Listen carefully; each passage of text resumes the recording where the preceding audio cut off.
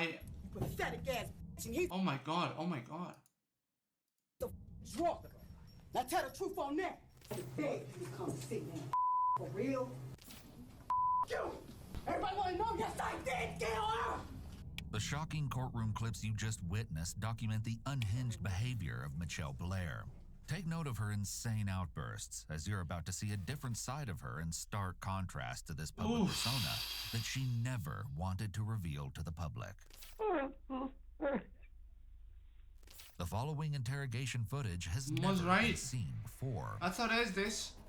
Mitchelle Angela Blair, a 35-year-old mother of 4, appeared to be a dedicated and loving mother to the outside world. But a twist of fate revealed that not only was that a lie, but that she was also hiding an unimaginably disturbing secret in plain sight within her apartment. Mitchelle's lies came crashing down around her when she failed to pay rent for her East Side Detroit apartment.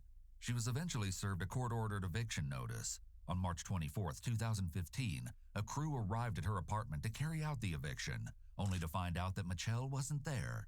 So they began moving her things out, including all of her furniture. In the living room where the family spent much of their time together, the moving crew found a large white freezer. When the freezer was opened, to the movers' horror, all of Mitchelle's darkest secrets were exposed. Because of this disturbing discovery, they immediately called the police. Mitchelle was eventually found at a neighbor's apartment where she was hiding with 2 of her children, but the other 2, 9-year-old Steven and 13-year-old Stoney, were nowhere to be seen. Mitchelle was arrested and brought in for questioning, where she shared the horrific story in graphic detail. As she was being led away by police, Mitchelle said to them, "I just want you to know I'm not evil. It was just an evil act." The following footage has been analyzed by a qualified team, including a licensed attorney and former criminal prosecutor. Disastrous, buddy. Yeah, I know how it feels to lose a parent, man.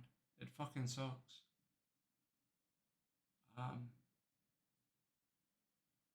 Yeah, man. Hopefully she is watching over you. You know, I'm sure she is.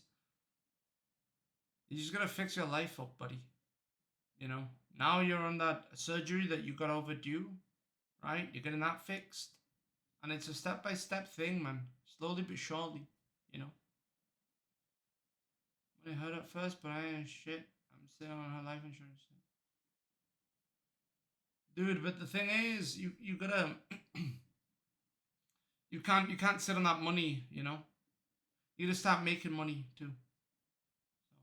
But first you gotta get yourself fixed, buddy, and then you can worry about that shit. Prosecutor, a licensed clinical psychologist, and a former licensed professional counselor. It's important to note that the police department made some redactions to the following footage, but we added context throughout for your viewing. In order to protect the identity of the alleged victim, we will be referring to him as Mitchelle's youngest son, and by the pseudonym Alex throughout this case. What charge you got this? Just water or pop or something?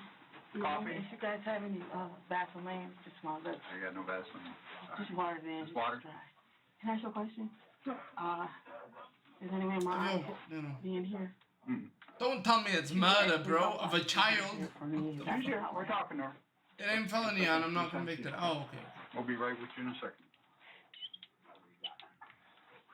An officer uncuffs Mitchelle and offers her water. Both are gestures of goodwill. These gestures are meant to keep her from shutting down. She's a big motherfucker, to get though. her talking. Just have your seat right there, I guess. Thank you. Sorry. Well, she seems nice and polite. She didn't take a nap? Mitchelle wears her hood pulled up, perhaps to hide from the situation and feel less exposed. The room is intentionally stark with nothing but a table and chairs. Mitchelle is very soft-spoken and cooperative. It's noteworthy that she was concerned about giving a message to her auntie. Mitchelle seems concerned to ensure that her auntie heard from her first. Mitchelle is left alone in the room for about 20 minutes. She scooted her chair back and moved herself further from the table, suggesting she's trying to distance herself from the interrogation before it's even started. While she waits, her hands touch her stomach, signaling that she may be feeling anxious and is seeking comfort, which is understandable for someone sitting in an interrogation room. She sits extremely still for several minutes, which may indicate that she's very focused and possibly preparing what she's going to say. Although some dismiss body language analysis as pseudoscience, it's used by the FBI and CIA during interrogations. When the CIA is interrogating an individual, they look for clusters of 3 or more indicators that occur in either quick succession or all at once. These indicators can be signs of discomfort or uncertainty in what the individual is. 1. I just hit my fucking leg on the fucking table. And that hurt. Like the top of my foot, bro. You know the turtle shell, right? On the foot? Like this part, I just fucking went... For starters. Second, let's be real, bro. Let's be real, bro. The body language analysis that Ibu adds, it doesn't really affect any fucking investigation. It does not, okay? We've never seen a cop, right, take somebody in because they were acting shady. Never. Never, ever, ever, ever, ever. They always get them because they were lying, you know? I'm on Opus right now. My bad for being chatty. Nah, you're good, bro. Don't worry about it. Don't worry about it. You know, sometimes you gotta get things out, bro. It's fine. And like the body language analysis, it just adds content, okay? That's all it does. Like, let's be real, bro. Let's be real. It adds content. I fuck with it, okay? I fuck with it. And you know what? He may actually be telling the truth, but it can't get you charged. Like, acting shady cannot get you charged. It's not that. It's people lying. It's people lying that gets them caught, right? And shit not meeting up with the facts or what other people say. That's what gets people caught. It's not people going like this every time they say fire, right? Oh yeah, but that fire. Or when they say honestly, right? And they go, well, whenever they say honestly and they scratch this and look at the top left, they're not actually remembering because the top right is actually remembering and top left to center to bottom is actually making up a story. Like, come on, dog.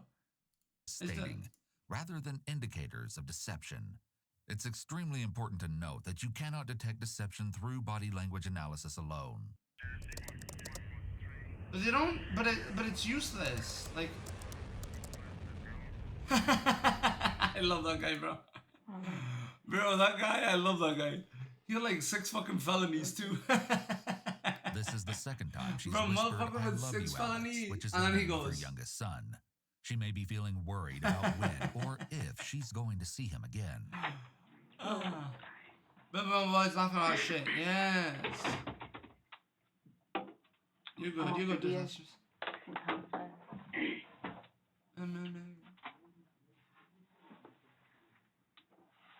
You doing okay? Got some water? Yeah. Yep. Did you eat today? You got the water. I'm okay. I'm okay. Oh, she looks like she could eat. I'm gonna ask you a couple questions. Not gonna lie, bro. I could do with some McDonald's. Sure. All right, my kid's still here. You know what? I can't answer that right now. But I can find out. As soon as we're done, I'll make sure you know all that information, okay? I just really want to tell my aunt to her face because I created a big distance between her and she honestly never did anything but love us. And I created that distance for her so I can hide it. You get what I'm saying? Mm-hmm. So she thinks that I'm mad at her and don't love her. I'll make sure you that's get. not the case. Oh, I just want her to know that for her. Okay. Oh, she's just gonna admit to it. I love me so much she don't have kids. Okay. Weeks earlier. And do that to her, and I remember her. I'm still the definition of winning. Let me, I gotta take care of this first. Good to see okay, you're in you can tell me high anything you want to spirits. take, but I got some administrative things that I gotta let you know about, like your constitutional rights. Fuck. The officer stops her as she needs to Mirandize her before she implicates herself. And without hearing her Miranda rights, any statement she makes may be inadmissible. The officer has Mitchelle read the Miranda warning out loud to show that she's literate. It's imperative that the officers make it clear that the suspect is Mirandized properly, which means they were both informed of and understood their rights before agreeing to waive them. Yeah, this is a Despite very the police different. never making it seem this way, you're waiving serious constitutional rights, and the courts take this very seriously, so it must be done properly. This investigation compared to the other investigations that we've watched, like, she got to the Mirandizing thing really quickly. She didn't even, like, get report. She didn't... It's like, we know you killed... Like, we know, right? There's a body in your freezer. We found that. So you're fucked, right? So we're just gonna Mirandize you right off the bat. And it's pretty aggressive. It's not like, you know, they usually talk to them and, oh yeah, how's this going? Oh, good. Oh, beautiful. Do you want some water? Do you want this? Do you want that? This, that, the other. Oh, you look great. Oh, thank you. And by the way, we're just going to tell you this. You know, it's a small thing. They usually play it off. They didn't play it off with her at all. Did you graduate high school? They really want her to. Up to what grade of schooling do you have? To be able to, like, speak. I want to say 10th, maybe. The officer is professional, but not particularly friendly. She's a little gruff Yeah, and that's what I serious, said, but that yeah. appears to just be her personality Yeah. and not intentionally related to the interrogation. The station likely sent Well, a I female thought it officer was- to speak to Mitchell, I thought as it they may have was. felt Even that says she'd be it more wasn't. open when speaking to another female. Maybe Do you right. know if my kids' names were released on the news yet? Oh, my Man, God. I've been in here, I so I don't think don't the know. dad knows. Yeah, and I was trying to keep it. I gave them the number and everything To who? to their dad. His dad, you know. Okay, I'm just gonna ask She's you avoiding the...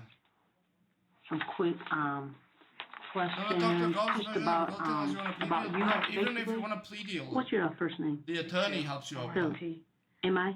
But like, but what, like, P-H-E-L-L-E. dude, they found The a officer is body getting in background her information fucking to try to get her freezer. used to talking. She's Once the fucked. suspect begins talking, it's harder for them to stop. It's always important to begin with questions that they will be Like- more open to answering. Like, the least that could happen to her right now, right, is her saying, look, somebody, like, really scared me.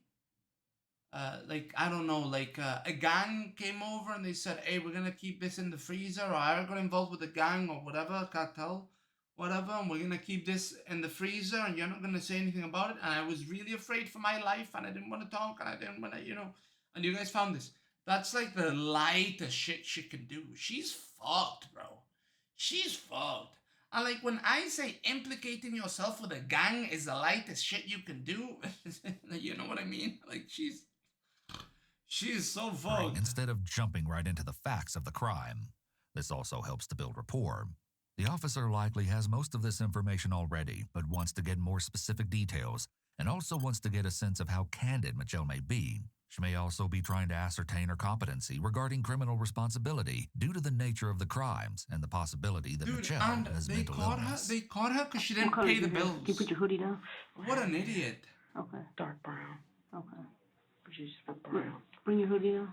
Yeah, just leave it off. Yeah. Are you cold or something? No, it's just, look at my hair. You feel like Just you're sitting here with my head, you know. So you said okay. I'm just so used to being. You have any body scars? I have tattoos. I mean, What's on your chest? my titties. No one. What's it say? Trust no one. Trust no one. What's on your back? Something ridiculous. Like what? Is it wording or a picture? Wording. What's it say? I have to tell you. Yeah. I have to show you. It's ridiculous. It's ridiculous. Okay. I mean, it's up to you. Bruh. I got this covered up. Stick your Stephen dick Barry. in here. Yeah. Okay. Stephen Barry's property or what? What? Yo! He taking a piss. And right here. What's that one? Just the kids' names. This is it's for their dad's name, but I crossed his out. What's okay? Asking general questions that are easy to answer may help put Mitchell at ease before the actual questions relating to why she's here begins. It will also help the interrogator establish Mitchell's baseline and observe her behavior when she knows her answers are truthful. This will help Yeah, her whole mess, dissect bro. Mitchell's responses and body language later and gauge if she is being honest. The officer asks her mess. about her tattoos. What someone permanently inks on their body can be very telling about who the person is. This is Mitchell the same has bitch trust that hit no a one man. tattooed No, on bro, her this is chest. worse. This provides a lot of insight into her mindset. I Boxing typically don't like to make any lessons tomorrow. definitive conclusions about tattoos Before because UFC. people choose words or phrases for different reasons. But it seems that this type of Boxing lessons tomorrow before the UFC and before the Errol Spence Jr. versus Crawford fight. Yes. No, they found, bro, this woman didn't pay the bills, okay, and so they evicted her, and then they found a dead body in her fucking freezer. So, yeah, this is a monster. phrase might be significant. Watch It it could here, indicate bro. that Mitchelle has had a tough I'll past with a shoutcast limited it. support I know what system, I'm talking about. or she's been betrayed by Well, people you can't close to watch her it that here, she but should you have can been able to watch trust. and listen. Mitchelle is embarrassed about the tattoo on her back, but still shows it to the officer, which proves she has a respect for Arrive earlier, authority and though, will for likely the continue boxing to be lessons, too. cooperative. I'll teach Do you have this. any amputations? No. Do you use any Amputations. narcotics? No, what do you mean? Like drinking? No, like drugs, No, illegal opiates. drugs. No. Opiates. I've smoked weed before. No. I have no idea The father. where he is, his number, or anything. I don't talk to him. The father. And honestly, I don't talk to my mother. Mitchelle is estranged from her immediate family, which is something that could indicate a You problematic train people at a personality, gym. or possibly No, a dude, dysfunctional childhood or family I'm a life. karate black It's belt. likely that her support and system is limited, I've like which is 5 years of problematic if boxing she's a experience. single I've mother got with 18 incomplete years of education, striking under and my she belt. likely needs help. The Yeah. lack of relationship with her parents could also indicate, like the trust no one tattoo implies, that she's been betrayed by the people she should have been able to count on in her life. I'm not acting. And how many sons do you have? One, I had I've two. trained people, but not formally. Your daughters? You know what I mean? I had 2 girls and 2 I've boys. coached people, but What's not your formally. what's your daughter's name? How old As is in, she? I'll help other people out. 17. Technique and stuff. She stay with you? You know? Yes. But never been a She have coach phone number? at an actual boxing gym. No phone. She's here. Okay. So, You got a boyfriend or spouse? no. What's your the father of the, is Children, that your ex-boyfriend? ex-husband. Yeah. So you have 4 Ex-boyfriend. children altogether? Yeah. None of them are in school? No. Oh, Who how are are they the other not 2 in? kids, Stoney and Steven? She's 35. That's the old The house. kids are probably like 16, 14. Where in your house are they? How are they not in school? Who put them March? in there? I did. Mitchelle January, lowers her February, voice, March. but bluntly answers. March is Her lowered tone indicates shame, but she says this with no Ooh. real emotion otherwise. season, right? Freezer. March. She's June, forthcoming July, and appears to be yeah, willing to tell March, the truth right June, away, which yeah. is somewhat unusual in interrogations. Instead of blaming anyone else for putting the children in the freezer, she's taken responsibility for that part of the crime right away. When the moving crew first opened the freezer, they found a teenage girl's frozen body inside. She was completely naked and covered in frost, except for a large black plastic bag that was placed over her. Her head was pressed against the inner side of the freezer wall, where there were bloodstains next to her face. Oh A my long god. piece of black fabric, possibly a silk scarf, was still fastened around her neck, and there were notable injuries to her throat, her right cheek, right brow, her bicep, and her chest. Under the girl were several blankets, but because her body was frozen to the side of the freezer, only a portion of the blankets could be cut away. But the police were able to cut a hole, which revealed another frozen body hidden under the first. Ah! This one, a preteen boy. Neither body was able to be removed from the freezer, and instead, the entire thing was sent to the Wayne County Medical Examiner. Did she Why kill did you her, do that? her kids? Because they were.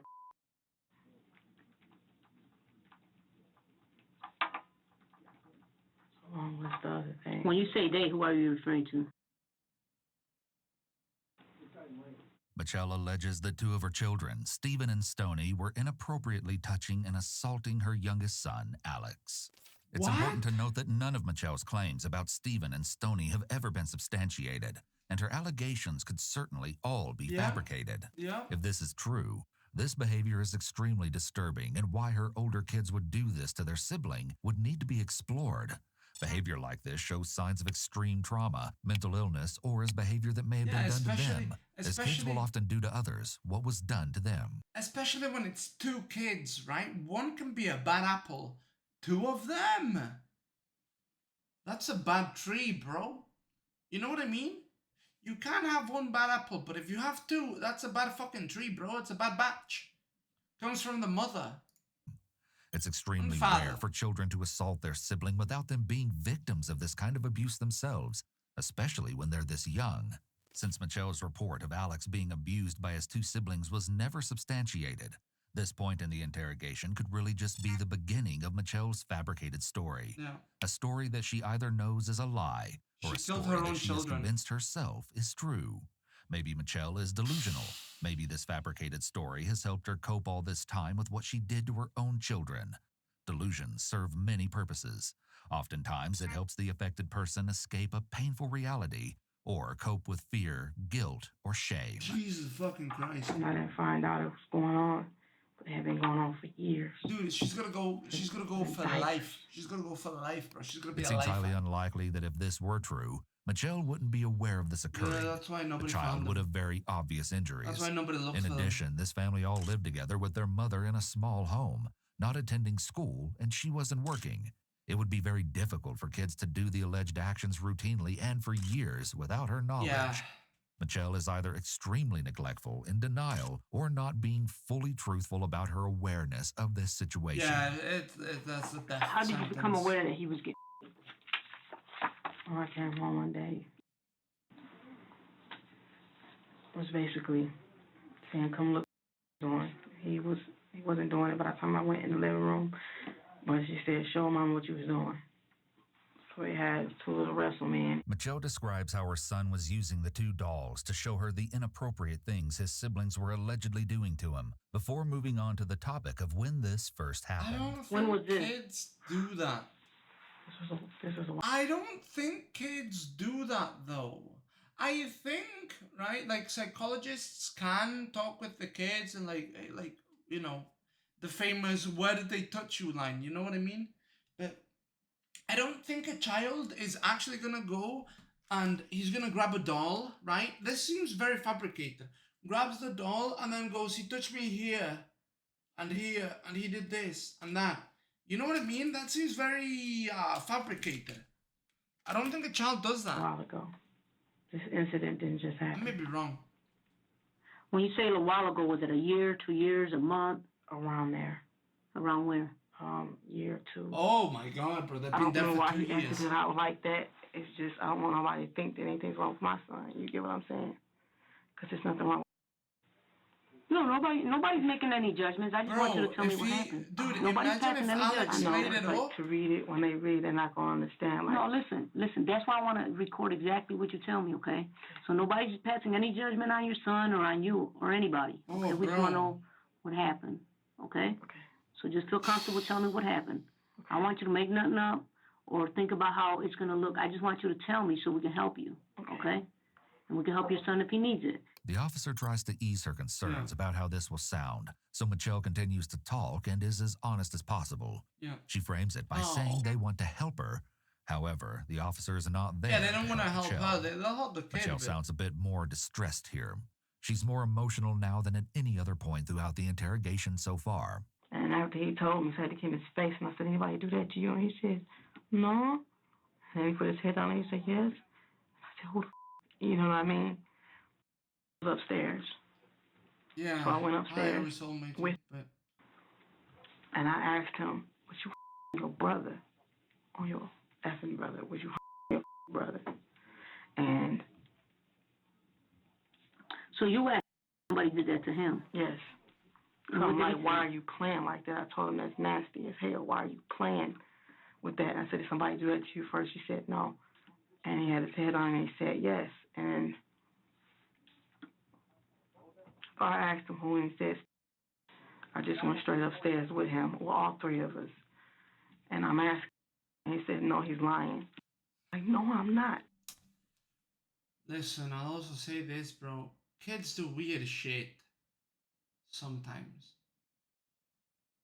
Just out of curiosity. Depends how old they were. Kids do weird shit, bro. I remember my brother and I, right, would go up to a fucking, when we were like, what, 9, 8? We'd go up to a pillar and we'd go like this, bro. And we'd go like this, right? Because there's some pillars at our home. And we'd go. We'd go. I don't know why, bro. We'd grab it and we'd go, cogimiento.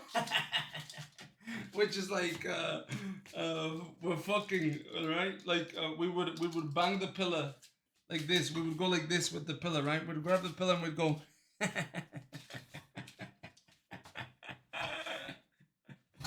As if we were like dancing or banging the pillar for some reason. Oh, like kids do weird shit, man. Fuck.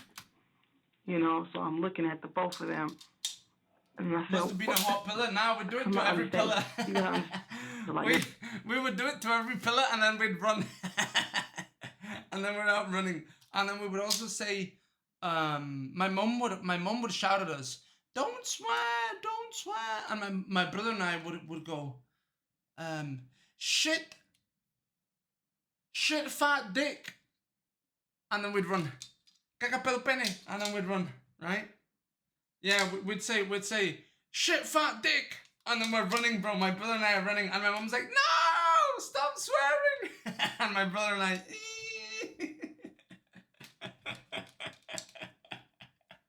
like, we do shit like that, man. It was like kids do over weird a year shit. ago.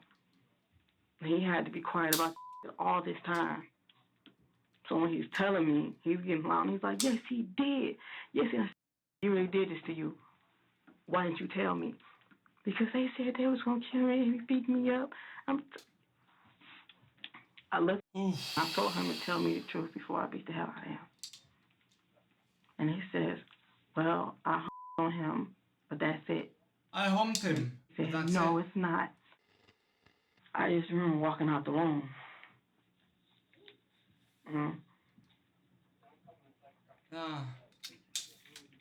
No, I mean, I remember everything else. I'm just saying, it's like, I couldn't say I wasn't like out of my, I wasn't out of my. Legitimately, kids when do you think this was? Weird shit.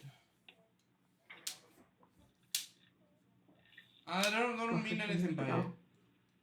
What did you do at that point? I sat on the floor for a while. But like, by the edge of the door. Oh, I know why we would do that, bro. I know why we would do that.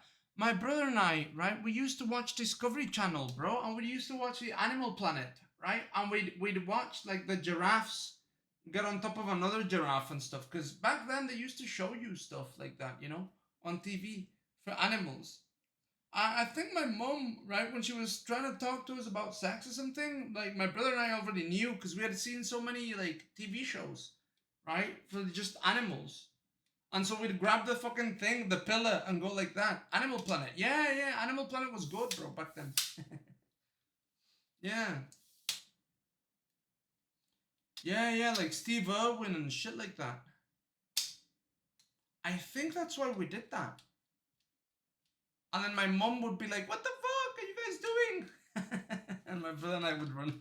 And I just remember I kept going, what the After my man, I said, tell me the truth. You say you went outside and sat on the floor? No, I went in the hallway. Like, okay, I was in his bedroom when we were talking to him about all this because that's where he was at. And I just stepped like in the hallway like, between the door and, you know, like the threshold. And I sat on the floor. And I'm looking at him. Kids are just inquisitive. This is your brother, you know. You thought the pillow was a giraffe? No, because we would watch the giraffes, right? And like the elephants. Stop talking. Do it like that, they'd grab. Bro. You're in my bed. In fact, here's okay, I remember this so much, bro. I remember this so much. I thought, bro, okay, when I was about 7, and I remember this, that sex was done through the butthole. I thought, because like I have a butthole, right? And a dong. And you would always watch animals. You would always watch animals, right? Get on top of each other, right? Like this. I thought it was like that. And then I remember a cousin of mine was like, oh, look at what these guys are doing. And I'm like, I don't know what the fuck are they doing. And they're like, they're banging. And I'm like, no, they're not. Because they're like face to face. And they're like, yeah, they are. But it was 2 toys. He didn't show me any like people fucking or anything. And I was like, wait, what? That's sex? And I'm like, that's not sex, bro.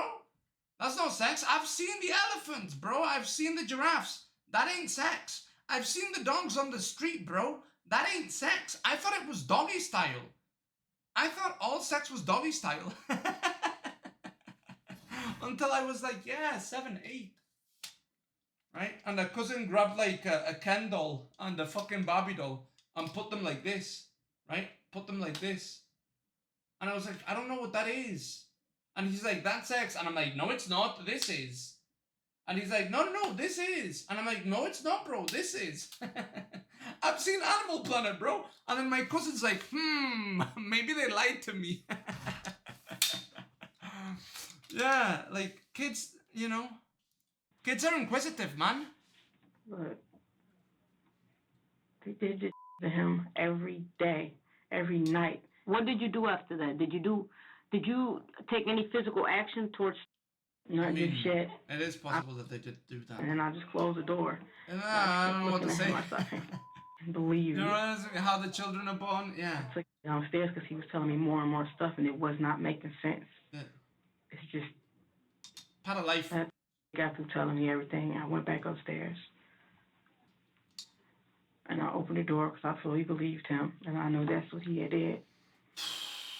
Told me things that, after finding out, now it makes sense. You get what I'm saying? It's like certain things I'm like, what's wrong? Or he crying, or he fell off the bunk bed, and I'm fussing at him, take toys away from him. It's like I'm fussing. He didn't even do. What did you do when you went back upstairs? I punched him. I just started punching him. Oof. I just kept punching him. Oh, she didn't stop. At what point did you stop punching him? Wow, brains nothing. Well, that's not how he died. Because he looked up and he said, okay, I'm ready to tell the truth. Well, okay, but no, hold on. Bro, but anybody's gonna tell you whatever you wanna listen if you're beating them to death. Hi man, you play Hon? Used to. I might come back. She says that Stephen admitted he was ready to tell the truth. Mitchelle opens up both hands quickly and turns down her mouth. The thing with Hon, bro, is Hon doesn't really want to grow, and I want to grow, and I have potential to grow, and Hon isn't trying, bro. Hon isn't trying, but, well, now they are trying, right? But they're not bringing... So, back when I left, they weren't bringing any new people over, bro, so it was just the same people playing, right? So I would get viewership, and I would get views and shit like that, but... There's no growth because it's a small pond, and they weren't trying to expand. They weren't trying to become an ocean, right? And I need it to become an ocean, bro. Now they're doing tournaments, and hopefully they can fix a couple of matchmaking things that would help Hon become a bigger ocean, a bigger pond, expand, grab new people, right? Instead of just bring old people back. You know what I mean? So yeah, I haven't played Hon in a while. I might come back. Depends. Depends on if Hon has the spirit to grow or not. Because I can't keep sabotaging myself. This body language may indicate that she's seeking approval from the detective. Or as if she's saying, see, I told you. I said, this is what you did, man. Oh, and I was saying, bro, if you torture anybody in the world, it doesn't matter who they are, right? If you torture them hard enough, they will tell you what you want to hear. Right? Like, if you are beating a man to a pulp, right? And you ask them, are you a woman? They will get to the point where they say, yeah, I'm a woman. Right? Like, eventually they'll say, yeah, I'm a woman. They'll say whatever the fuck you want them to say. I punched him again. Although it's possible that Stephen did abuse Alex, it's also possible that he falsely confessed only to escape the punishment. Yeah. It's convenient for Mitchelle to report that she supposedly got a confession out of Stephen because she might believe that this adds validity to her story of the alleged abuse towards Alex. Let me ask you this. Okay. How long was that happening? Was that going on? Been in the freezer? Oh. 2 years. I want to say 2 years. Oh my God. You said almost 2 years or 2 years? I want to say 2 years. How long have you been in the freezer? About a year. She died.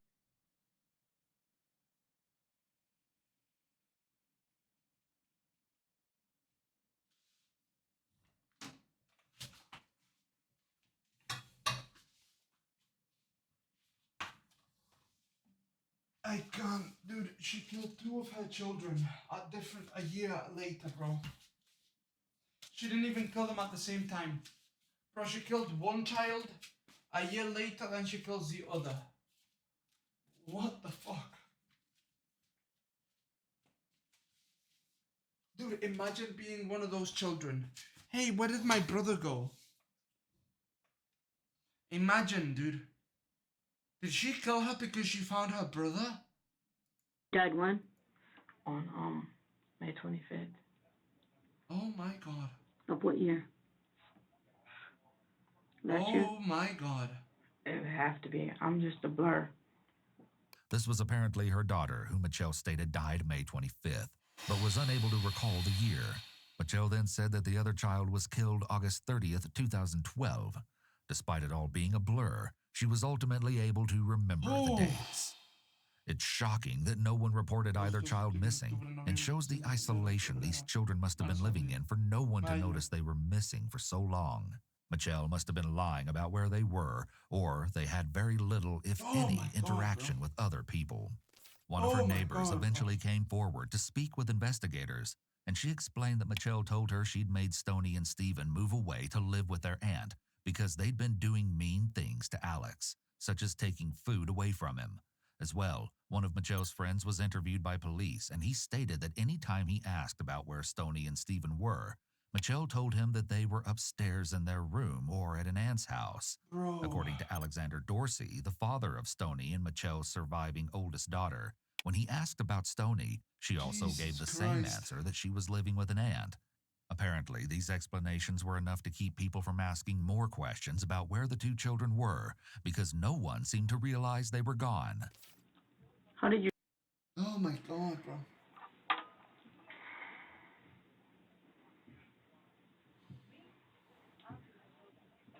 I can't, like, I was holding him when he died. After she's asked how Stephen died, Holding Mitchelle's hands go from being open to in tight fists. Generally, the more space between someone's fingers, the more relaxed they are. As someone's stress increases, the fingers instinctively close. Having one's hands balled up as Mitchelle does indicates high stress. Just holding him. What caused him to die? The beating. I didn't ask you what you were doing. I asked you, how did your I don't son... know. What I'm saying is, he died from... The beating. The officer's tone is noticeably harsher when she confronts Mitchelle with the fact that she didn't directly answer the question she was asked. This asserts her authority and control over the interrogation. From what I inflicted on him, Oh but my god, bro. it wasn't...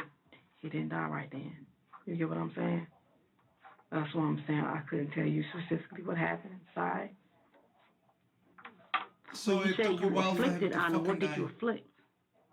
You beat him up, punching him. So you say you don't know what caused him to His die? brain. No, I know I did. What I'm saying is, I don't know specifically what was going on in his body. Did you get what I'm saying? Yeah. Is there some No, she things didn't that we choke him. can... I don't want Ron to know because... No, she beat her son so bad his brain probably swelled up in his head, and then he fucking died. Like, cause she's saying that she beat him, but he didn't die right away. It took him a while, right?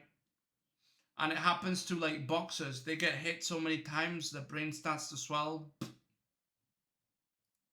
She feel bad, and it's not her fault in any way. It's just me and you talking. Okay, well, like I said, my aunt loves us, but after it happened, I called her. Oh, She was she mad at me told her. because, you know, it's just, she wanted me to get my life together, period. Okay?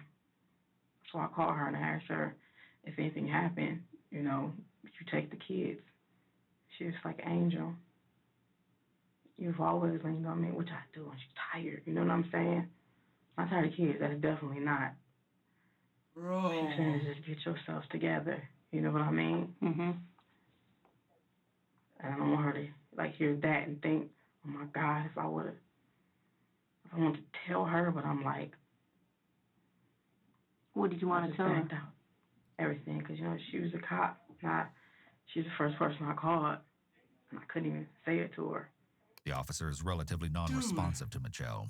She's giving a confession without any hesitation, and therefore the officer just needs to listen and ask follow-up questions. How she really Interrogation got her techniques so wrong. far have not been needed.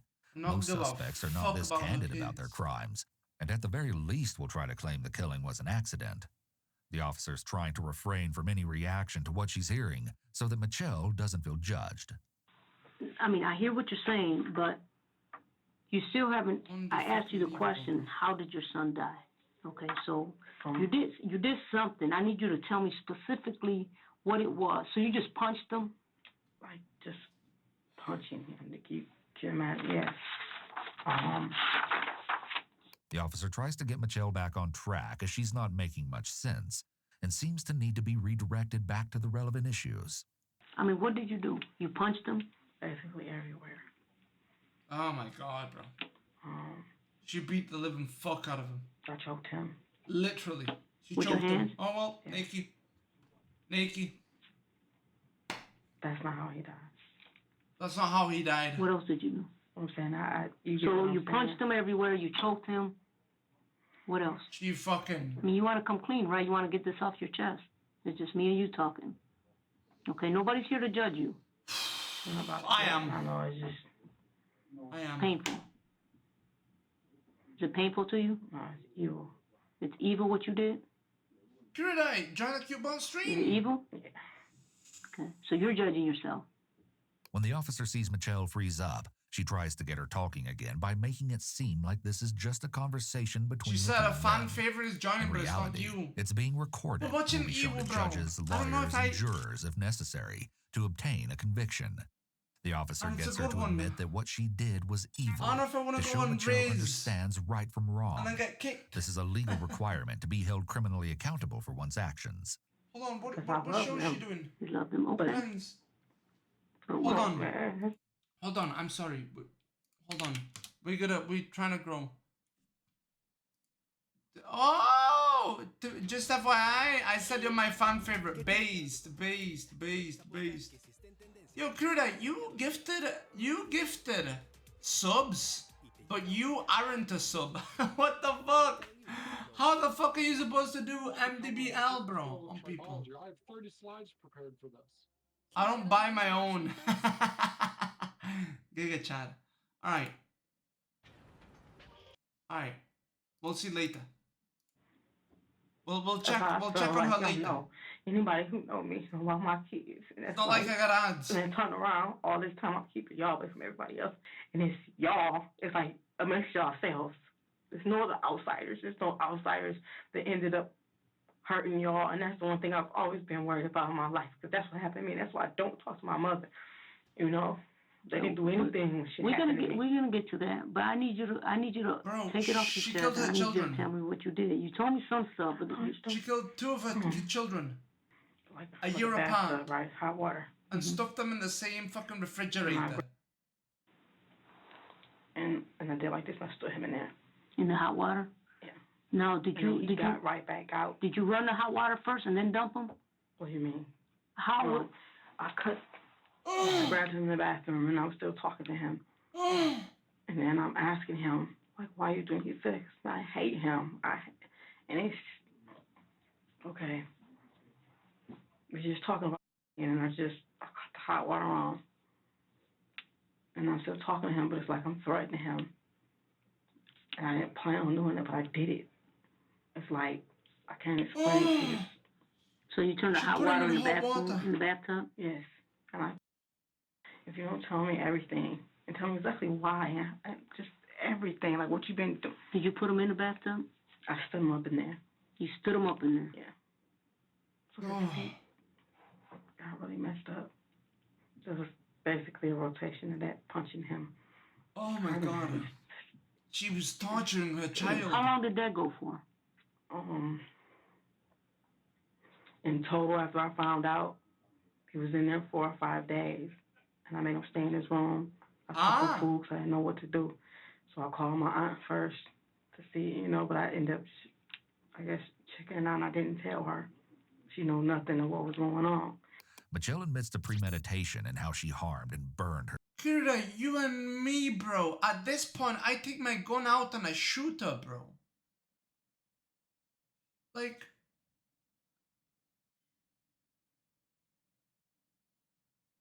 Bro, she tortured her child.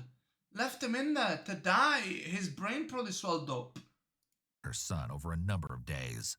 She wasn't acting in the heat of the Oh moment my when she was fucking informed about the god, assault, bro. which makes her guilty of first-degree murder. This admission was only after the detective insisted and kept asking Mitchelle what else she did. He started telling me everything, you know. He said he said he took his dad away from him. It's just a lot of things. Like, we talked for a very long time. And She's an actual demon. she just told me a lot of stuff, and I just had to go downstairs. The stuff that her oldest son told her may have been true. However, it's also quite possible that it was made up and was just his attempt to stop the torture. He may have felt like if he just admitted to his mother what she already suspected and believed was true, that she would stop punishing him. He'd already tried denying the abuse, but that didn't work. That didn't work. So he may have been trying another tactic in the hopes of getting a different result. No. How long after that Your mother's a incident monster, bro. does Stephen die? With how long? Okay, so you beat him up the one Days. day, right? Days And then after. 5 days go by, you beat him up again? No, Oh my fucking god. Because it's mixing. The hot water was the night before, the afternoon before. Mm-hmm. I was around 1 something in the afternoon. So are you telling me, because when I asked you what exactly did you do this? Basically, that day when I found out, I messed him up. He was still walking around functioning. He was just in that room. And then the more and more started telling me throughout the days and everything he remembers since he was eating Cheerios. The officer gets Mitchelle to admit he passed away after the extensive abuse to show she had ample opportunity to get him help if she regretted her actions. But she chose not to. And I've been calling around to see what to do when I asked the police. When I asked the police, when it's 2 brothers, I put it in the scenario as somebody else's situation. Mm-hmm. And if one brother was and the other one, can y'all take the little one to jail even though he's a minor? Little one? How would they take the little one to jail? Not jail, but like juvenile. Mm-hmm. Calling the police suggests that she may have had some conflicting feelings about what she was doing. However, these doubts weren't enough to stop her from continuing. After hearing Mitchelle's hypothetical, the police should have at least come out to investigate the situation and speak to the children. I don't think she A did simple that. welfare check may have saved I their don't lives. think she did that. This case shows many flaws in the system.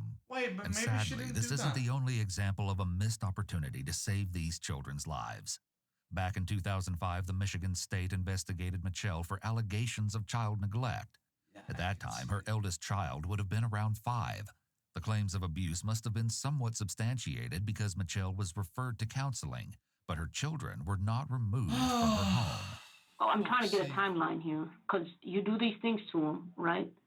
How long? How long till he you dies? do these things, you assault him, you put him in the water. How many days go by before he dies? I want to say no more than a week. The officer goes back over the entire story Mitchelle is told to solidify her story and make sure it's clear and the timeline is explicit. When things occurred, it's important to show premeditation and to show the long and serious suffering her children endured. Mitchelle sits in silence as the detective continues writing.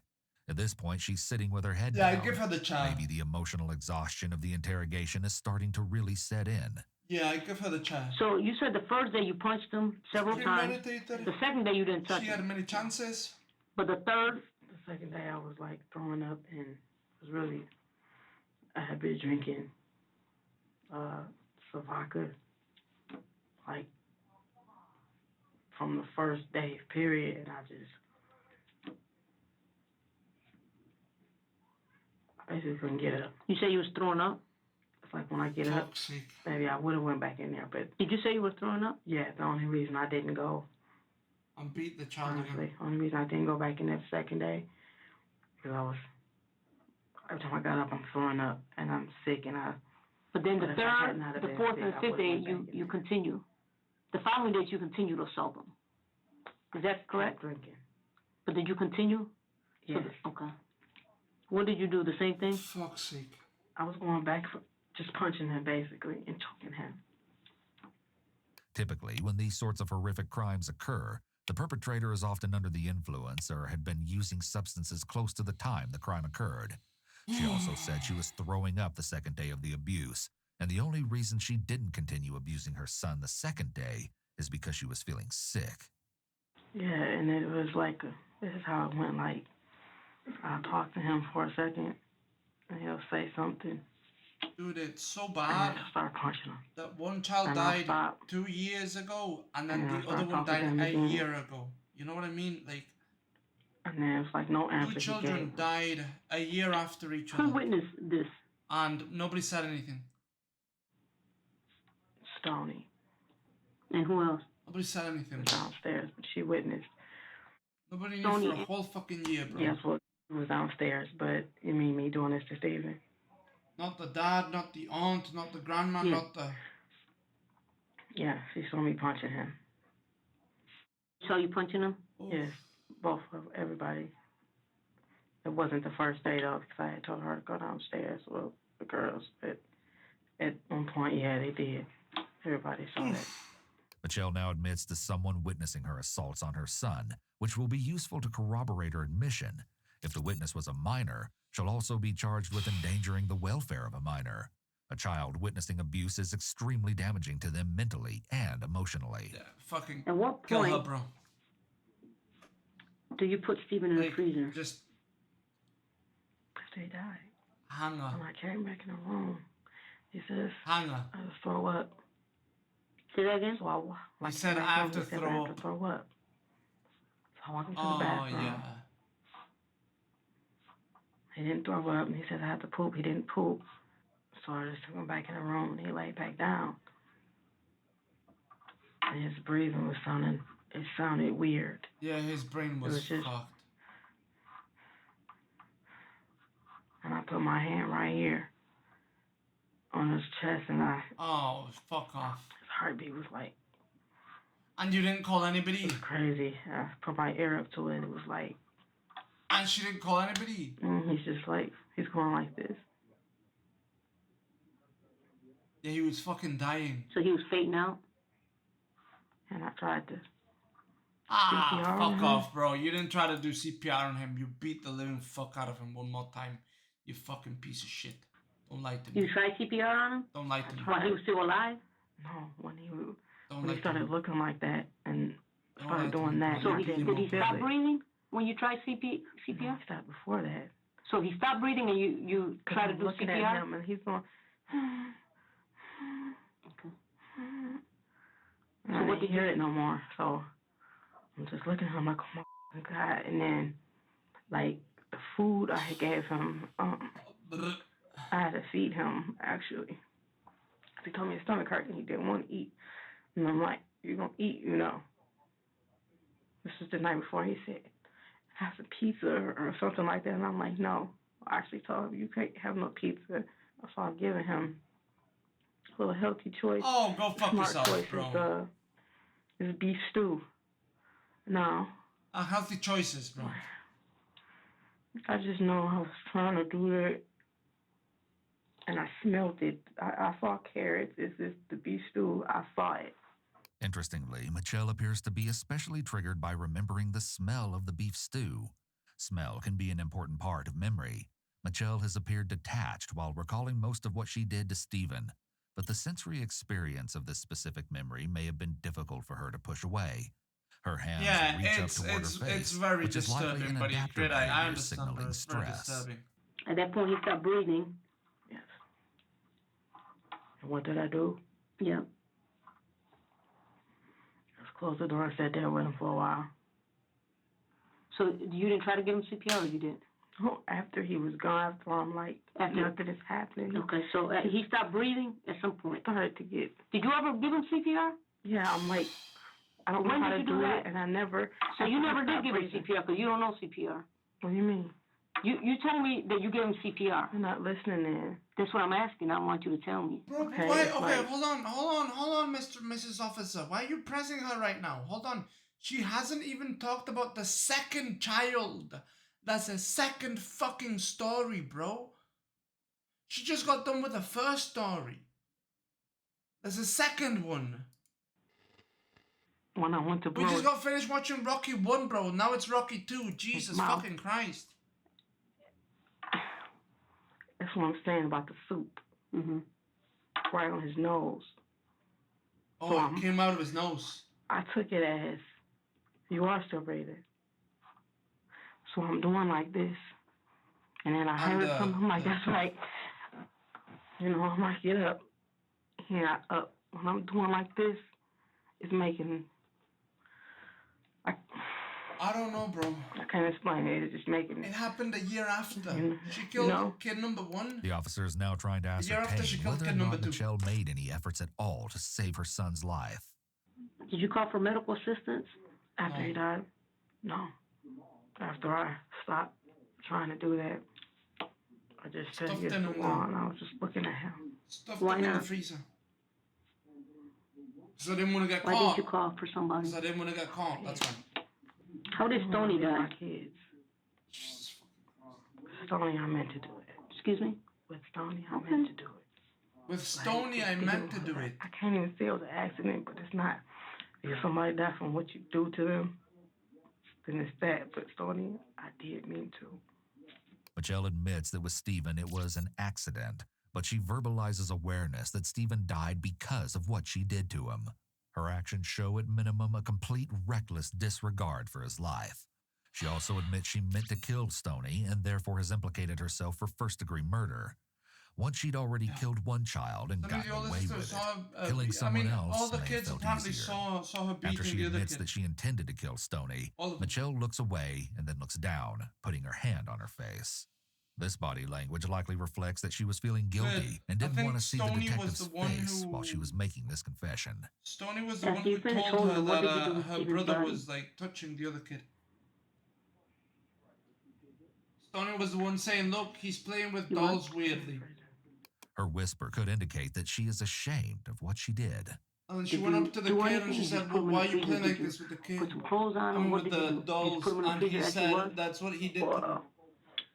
And then she went over to the kid. The kid said he didn't do it. Then she fucking beat him. And then the kid said, well, you know what? I did do it. You wrapped him and in then what she kind of beats blanket? him more. Why did you do it? Because I hate him. You know, the monkey paw She fucking beat him. on kids' clothing or... Dunked him in That was hot his water. favorite blanket? Paul Frank? It's like, you know, the name brand has the monkeys on it, and it was a big comforter. It was blue And then and white with she monkeys tried on it. CPR. And like I heard he used to argue with them. Like, don't touch my blanket, you know. So I just... I was wrapping myself. She killed her over a blanket? Mitchelle becomes tearful now and shows emotion about her wrapping her son in a monkey pattern blanket and freezing his dead body. Oh, okay. Is this their father? Yes. Okay. They got in touch with him. I don't know. You want him to? Yes. Okay. Clearly mentally ill. Know. Is there any way you can find She's out a monster, if they though. can't touch with him yet? Because She's a monster. Like, look, she's mentally ill, but she's not like cuckoo. She's not a schizophrenic. You know, she's not one of these people who just like, you know. She's like a psychopath. And would that make you feel more comfortable? She's evil. Yeah, because they're showing, it's no more comfortable. Yeah, I bet she has extremely low and, IQ too. Yeah, they're getting in contact with them. They're not gonna let them see that. Yeah. Your other ones, that's what you're worried about? My kids? Yeah. The kids, they were with me. I know, but they don't know what's going on, do they? Well, I'm talking to a 7, 8-year-old. No, she's. I mean, their dad can No, she's somebody communicating. Yeah, they're gonna tell him before he sees it. She's not the smartest, but I think she's like a psychopath. They're doing that now. Yeah, the man with the What axe did you that do to your killed. daughter, Yes, Stoney? exactly, none. The guy who killed his parents with the axe, he was actually like insane. He was delusional. He was having delusions. He was an actual full-on schizo. Like that guy was a full-on schizo. Full-on schizo. She's not. Like she's not a schizo. She might have some delusions and shit, I'll tell you what happened with her. but she deserves jail. No, we're gonna get to that. I just need to know what you did to her, and then She we're gonna deserves get jail. back to The what guy she yesterday, that's a mental institution. The guy was gone. He was off a rocket. She knows what she did was wrong, right? Like, she Tell knows. me how you feel more comfortable. The guy yesterday, he was like... If that's how you feel more comfortable, you could tell me like that. He thought he did the world a favor. But we're going to get to that. Absolutely. I just kind of would rather you answer this question, and then you could tell me what, and then I'm going to ask you what led up to it. Creator, we watched a video yesterday of a guy whose dad worked in the UN. Bro, he cut his dad's head off. And he killed his mother too. But he did it because he thought that some things happened to him when he was a child, and that his dad was involved in stuff, right? With like moving people around in the world and like Jeffrey Epstein kind of shit. Like, the guy was humongous, like insano. Like, he was an insano. Dude, he was driving around with a vest on, and the cops were like, "Why do you have a vest?" And he's like, "I'm deathly afraid, bro. I'm so afraid. I'm gonna get shot at by these people. Look at what's happening to America. I don't want to die. Please put me in the back of your car. Please get me out of here, bro. They're gonna shoot me. They're gonna kill me. Have you seen how they're looking at me?" Like, he was completely gone. The guy from yesterday. This woman's not like that. She's going to jail. Okay. Prison. Not jail. Prison. Same thing, very first thing. She might get fucking killed. I punched her so hard. Why? Because she was still doing that after. No. He told me about Steven. And he said he was so scared of Stoney. I'm like, why wouldn't you tell me this? He said, because she kept saying that, don't say nothing. Or she don't beat me up and all that. Whatever, it's just... So again, the same story. So apparently this girl also sexually abusing the other kid. When did after the other kid died. They were arguing about something, and they came in the room, and he said, don't sit next to me. I said, stop acting like that to her. Dude, can you imagine? Can you imagine if what she's telling is like part truth, but Alex is the real monster? Can you imagine if Alex, the kid, was manipulating the mother, who was like a sicko, right? Who was a little not there. The kid was manipulating the mother to kill his siblings that he didn't like. If she's telling the truth, right? She could be. There's a world where that Alex kid did say that his brother and his sister were sexually abusing him, and they weren't, just so that they could fucking die. So he was like, oh, I don't want to sit next to me. Oh yeah, the kids are. I said, me how? I mean, dude, a kid died for 2 years, but nobody saw the kid for 2 years. Nobody asked questions. Where are the kids? Oh, they're at home. Oh, they're playing with the aunt. Nobody gave a fuck about these kids, bro. Not the education system, not the police, not the fucking neighbors. Nobody gave a fuck about these kids. Nobody. It's like, she should kick me. Dude, they only found the kids. They only found the kids because this cunt couldn't pay her fucking bills. If she could pay the bills, nobody would have ever found the kids. No, she would have said the kids have been estranged. They ran away. They talked to me. They said they never want to see me. They're working in San Francisco. They're this, that. She would have waved it away for her whole life, bro. Like this?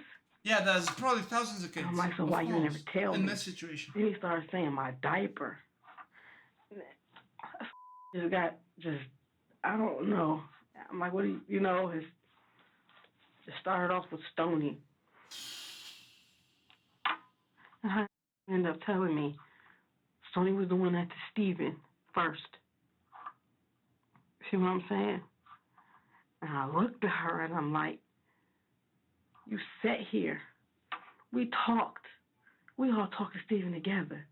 Mitchelle expresses more disdain for her daughter Stoney as she claims she continued to allegedly assault Alex after she killed Steven for doing the same thing. This is why she feels more justified in killing Stoney and freely admits she did so blames Stoney for the death of the other child. It's possible that Mitchelle felt very angry with herself for punishing and killing Steven after she found out that he may have been a victim first himself. You end up telling me Stoney was doing that to Steven first. It does seem unlikely that if this was true, Steven never admitted that Stoney allegedly abused him during his days of torture. So let me get this straight. So you're saying that when you told you that Stoney used to kick him and said something about his diaper. Yeah, he said something about his diaper. How do you get those two things out of? Because I don't see in that. What do you mean? Okay. Wait, what do you mean? Told you that Stoney used to kick him. That's what I'm saying. I about need to his go diaper. into how it came out. Okay. Because they did not only just him, they was taking his food. It sounds petty. They blame things on him. But I fussed at him, but it wasn't him. They take his food. Even at school, Stephen would get up and go grab his food. I'm like, y'all, I get $700 in snaps every month. Y'all eat. This is like you steal. When you see him in the hallway, you take jabs at him. The officer asks Mitchelle how exactly Alex told her that Stoney was assaulting him. Well, she started talking about... I mean, hold on, no. She said they weren't in school. She said the kids weren't in school. So the school aide tell her. Also, if the school told her, the cops can find out. The cops can find this out really easily. ...to the bed, and then we talking. And I looked at Stoney because after it happened, I told them, so if y'all did anything, I will hurt you. And they're like, we wouldn't hurt. You get what I'm saying? So we're sitting there, started talking about his diaper. And I said, when did Stoney kick you? He said, she kicked me and I rolled. I said, as big as you are? He was like, I was little. He's talking about way back. It's somewhat surprising that Alex recalls what occurred to him when he was still young enough to be in diapers, unless he wore diapers for an extended period of time, which could be the case. There may have been some kind of strain in her relationship with her oldest two children before Alex made claims about being abused. And he's talking. It's like he feels confident. He's talking, he's telling me everything, and it's like I don't know what to believe. I know he's not lying because he's just going. I'm about to get to it. So when I said rolling, what do you mean rolling? How she roll you? You're big. She kicked the hell out of you like that to make you roll. And he says I was little. She used to push me over with my cups, and then she took my diaper off. And I said, what do you mean take your diaper off? He said, remember when I had the diapers and you could pull them off right here? She take my diaper off. She touched my butt. And I'm sitting here like, I just remember I felt hot as hell. Here it seems like Mitchelle is describing how her uncontrolled anger and rage starts to build to a point where she doesn't think, she just reacts. This is typical of people with severe anger management issues. They go into blind rages and do things that they later regret. This moment of getting hot is likely similar to what happened when she harmed Stephen prior to his death. I'm glad I found granted, right? Still, this doesn't explain the murders entirely, because we know that with Stephen, the abuse went on for days. Blind rages are usually only momentary, and the person eventually comes to and realizes what they're doing. Mitchelle had time to realize what was happening to Stephen, and either stop the abuse or get medical help for her son. Needless to say, there's definitely plenty of evidence of premeditation here. It was like, and Mom, and she did that nasty stuff too. Bro. I said, what nasty stuff? And I'm looking at her, and I just walked straight up to her. She said, nasty stuff. And I walked straight up to her, and I did like this, put up against the wall. I said, what the did you do? I looked at her, and I said, tell me now. So you grab her, she's still breathing because you're asking her questions. Yeah. And then what happens? Do you squeeze tighter where she can't breathe? What do you do? I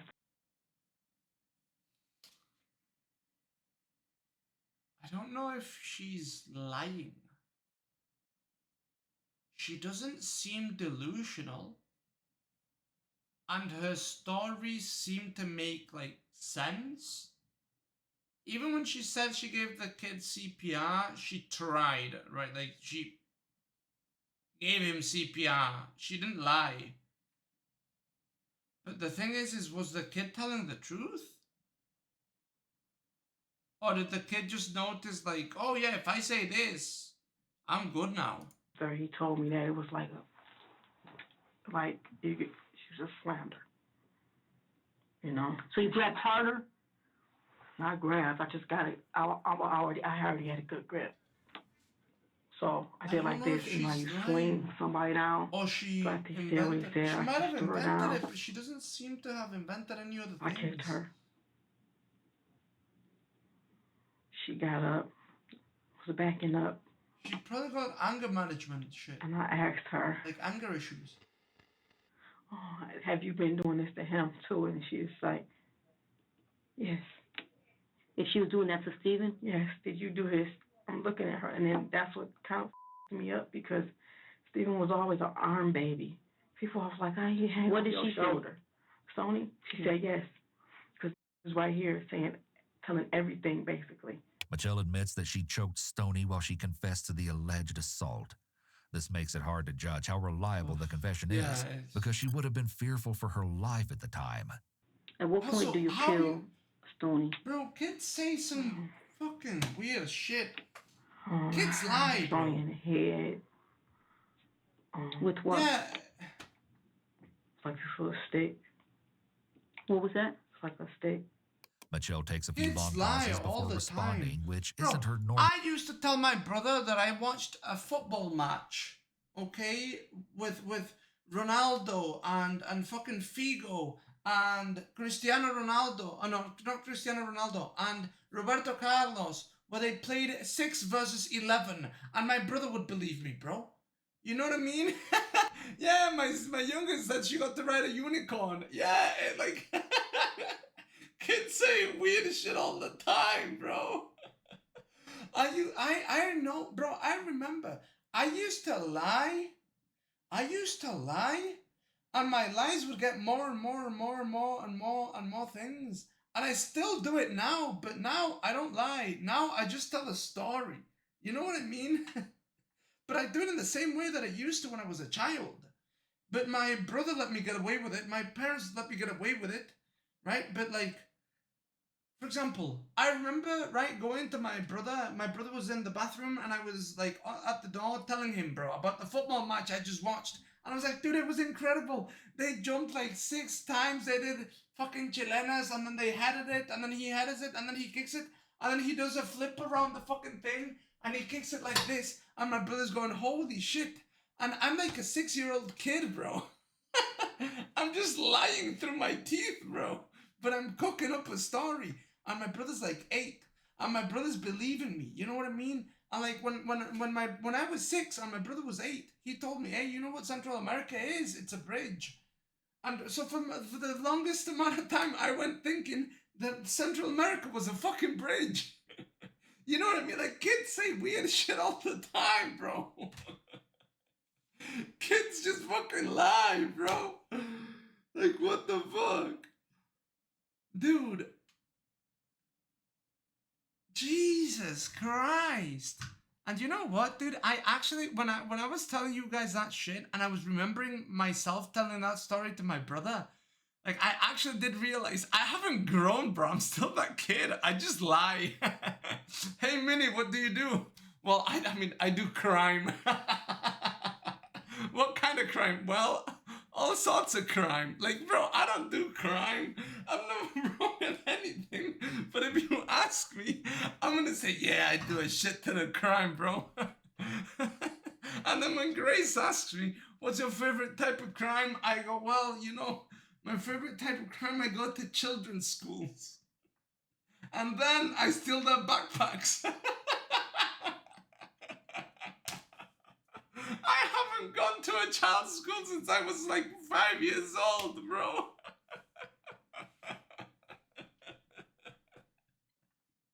And then I'm like, yeah, I steal their backpacks. So I fuck the kid's future and I fuck the parents' present. And I help the child that's just like me. You know, that child who didn't do the homework? I help him. So I'm actually helping myself. Bro, this is the type of schizo stories I create. And I used to do the same thing when I was 6 years old. I haven't changed a bit. I only grew bigger, bro. But I'm still the same. I'm still the same fucking child, bro. I'm still the same child.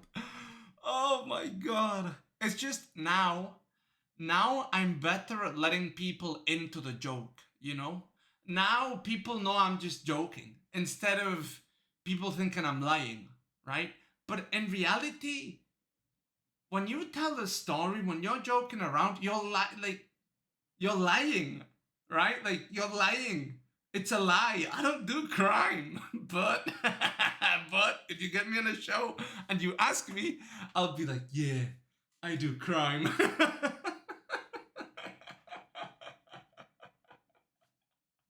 Bro, what the fuck? So basically, moral of the story, do not listen to me, bro. I'm just a liar. I just lie, bro. Maybe I do crime. Normal speech pattern.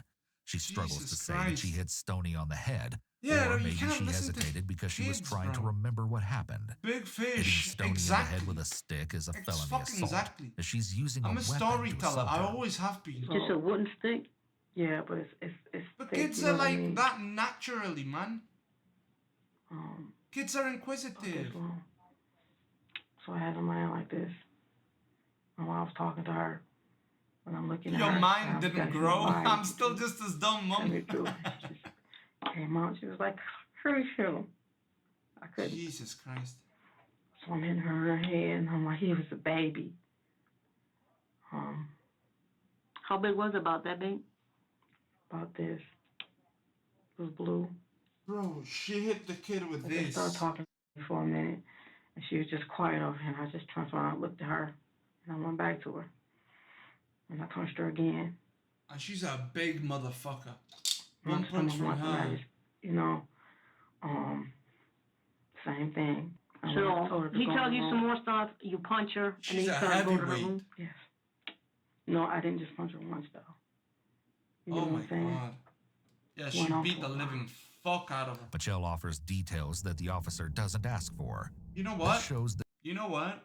I hope that when she goes to prison, they beat the living fuck out of her, bro. And I know people are gonna say, but Minnie, jail, prison isn't for punishment. It's for no. Sometimes it is for punishment. And let's be real, right? Yeah, obviously, right? If you fuck up, you steal, you do things. Everybody fucks up, deserve a second chance, whatever. We're all human. Killing 2 children isn't human. Killing your own 2 children is not human. I hope she got the daylight beat out of her. I hope whatever she did to her kids is done to her in fucking prison. I actually do hope that. And you know what? That doesn't make me a bad person. And I know you motherfuckers watching think the same thing. And you think it makes you a bad person. No, it doesn't make you a bad person. It makes you human. Jesus fucking Christ. she feels justified about what she did. Instead of minimizing her behavior as most suspects do, she clarifies to let the Bro, officer if know I it was a more woman and a severe. prisoner and I was in jail for stealing some shit, and this bitch is my bunkie, yeah, I'm eliminating After the her. first day I found out, I'm staying an extra 5 years. I did what I did. I go in there and give her food. Nah, you kill your own When I get children, pissed what at are you gonna myself, do I to give her food me? because Nah. y'all was stealing food from him every day. That's why he go to sleep hungry and wake up hungry. So Well, no, because he she goes. stopped giving. Well, no. No. What the fuck did I just do? What the fuck did I just do? What the fuck did I just do? What the? Huh? Huh? They're attacking me, bro. The Matrix is attacking me. Why are you protecting this fucking child beater? Let me get her, bro. Let me get. What's this bitch? There she is. You give her food. Yeah, she's no more. Yeah, exactly, bro. No. I started giving her so much. Listen, I was gonna say, the reason why your child, right, went to sleep hungry and woke up hungry was because your fat ass ate all the fucking food, you fucking bitch. That's why. Because your fat ass didn't want to fucking work and didn't want to fucking pay for your food, for your children's fucking food, bro. My mum, okay, would cook food My brother and I always ate first. My mum would eat last. Every single time. And you know what, bro? To this fucking day, I go back home, we go to a restaurant. You know what my mum does? She gives me a piece of her food. Every single fucking time. I'm like, Mum, Mum, you want this? No, I'll be okay. And she gives me the food. And then you know what I see, bro? And then you know what I see? We go back home and my mum eats a little bit more. You know what I mean? That's a true mother, bro. That's a true mother spirit.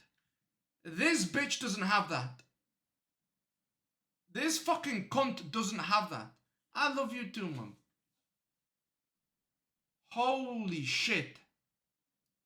Yeah, dude, a mum does that. A mum does that. Like, mothers do that. And then this fucking cunt, now she's blaming her children. He goes to sleep hungry because you guys steal the food. No, you steal the food. You steal the food. None of your children were fat. None of them. None of them. So none of your children were eating too much. You are fat. You were eating too much. Stop blaming your fucking... Bro, stop blaming your fucking children for what you did. Piece of shit. Oh, bro, if I was a female prisoner and she was my bunkie, she ain't waking up, bro. Legitimately. She ain't waking up. So I fed her like twice a day. But I'm not a criminal. So Let me ask you this. I'm not a woman, so it can't happen. Did you stop giving her food? Yeah, Period? dude, death penalty. I want her to get the death penalty. Basically. I want her to get the death penalty. I'm not gonna lie to you. From 2 times a day to 1, and it was only oatmeal. She doesn't deserve to live. Oatmeal and water. Like Stephen, Stoney didn't die in the heat of Mitchelle finding out about the abuse. Christ, bro. She was slowly and methodically killed by being repeatedly harmed, starved, and tortured. This evidence shows another premeditated killing. So you basically starved her, right? It does not matter if I do not eat. Is that how she died? No. Okay. There's more. I know that's coming like on. the mom spirit, but it ain't right. Okay, so. How long does this go on for? Jesus fucking Christ. Another 5 days.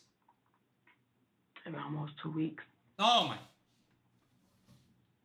But the hitting wasn't. Just a starvation? I said did just 2 mess weeks? her up that first day. Huh? I did mess her up bad that first day. She was still walking around, and I don't know if I don't know 2 how weeks. it's functioning, but 2 I weeks. take her little food up to her, and I even her go child up was and there I for 2 sit in the weeks. corner and I just talk to her and I look at her like we talk for a second. I just keep saying how to do this and I just talk about all of us and what we're supposed to be like, and I just leave the room. This again shows Michelle's depravity, because just like with Stephen, she went from talking to these children, which is something that's done when a person Beating is in them. a more calm and rational mental state, Nice. to then inflicting abuse that Juxman. ultimately killed the Juxman, children. message me, bro. This Message is what me I'm so we can trying play to some get to video him. games together, bro. Trying to tell Right? her. I need something else to do than watch this depressing if ass you want your shit, bro. brother, This you is. can tell him that. She says he's retarded. Much love, buddy. Have a good night. Thank you for I watching. heard her say that. He's retarded. We're gonna He's play Dead by annoying. Daylight, man. Yeah.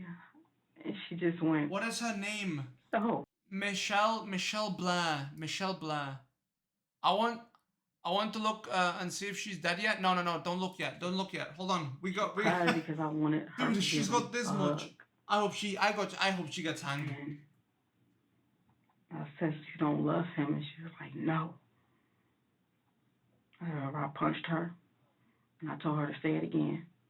She's saying no, like it hurts you. You hate him that much. You don't want to hug him. And So what did you do when she did that? the blue pipe. Excuse me? The blue pipe. The She wood hit her thing. with a blue pipe. Was it a pipe or a stick? Well, it was, I guess you can. It's a wooden, but I call it a pipe because if you hold it in your rounded? hand, yeah, and it's blue. It's a wooden thing Where and did it it's come got from? rolled. One of the bad parts, like, you know what I mean? Oh my What, was god. it metal or was it wood? It's wood. And it was about a It foot was long? thick. a foot from Okay, so from you the hit her with bed. that? Yeah, when I say thick, Oh, it or was like- thin, but it was sturdy. That's what I'm saying. Oh my god, It- bro. You know, Like it my held hair was mass. Where did you hit her at? I hit her Head. head, Oh my god, bro. mostly in her head. She hit it with a She bat, Several basically. times? She hit A it lot, with a yeah. bat. Oh, she hit it with a bat. Like,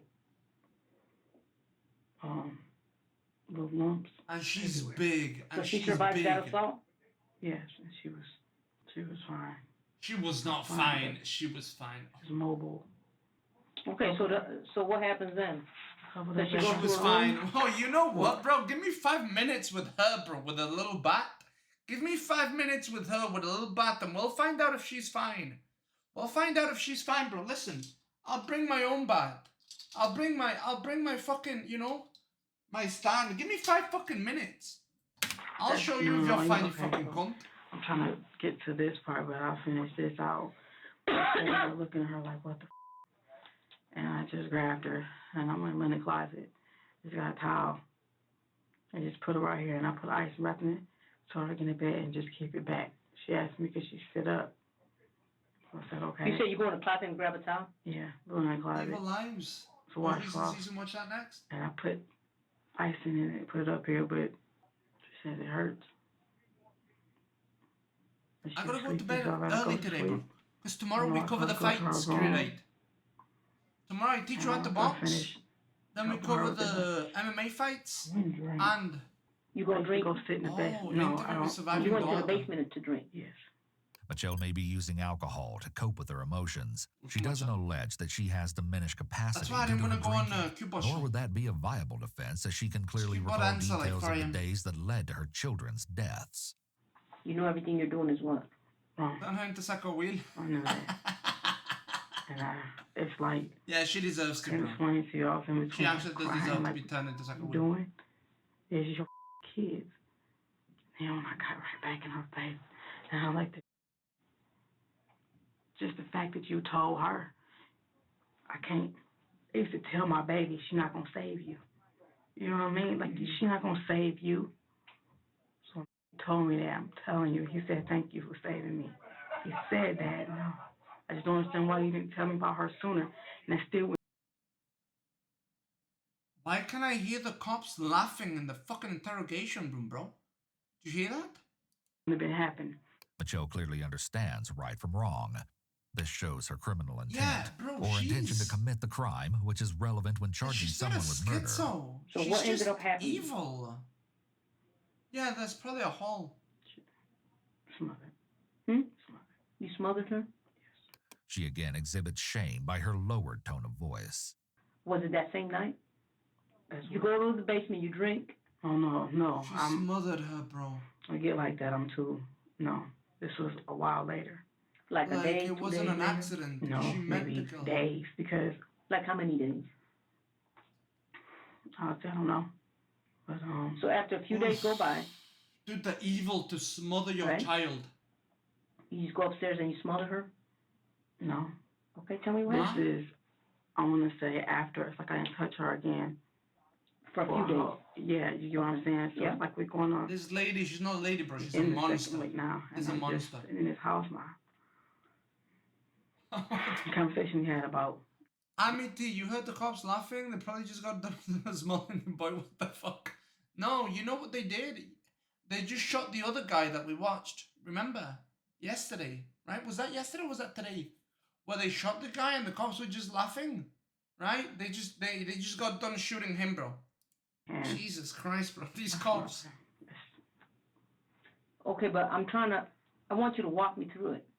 So, do you go upstairs and you say, you know what, I'm going to smother her? Was that yesterday or was that today? No. Or do you guys have a conversation? She was laying on the floor. No, that was you were down yesterday. Okay. So I came in and I sat down. So you go in her room. Yeah. And I scared her because she was asleep, but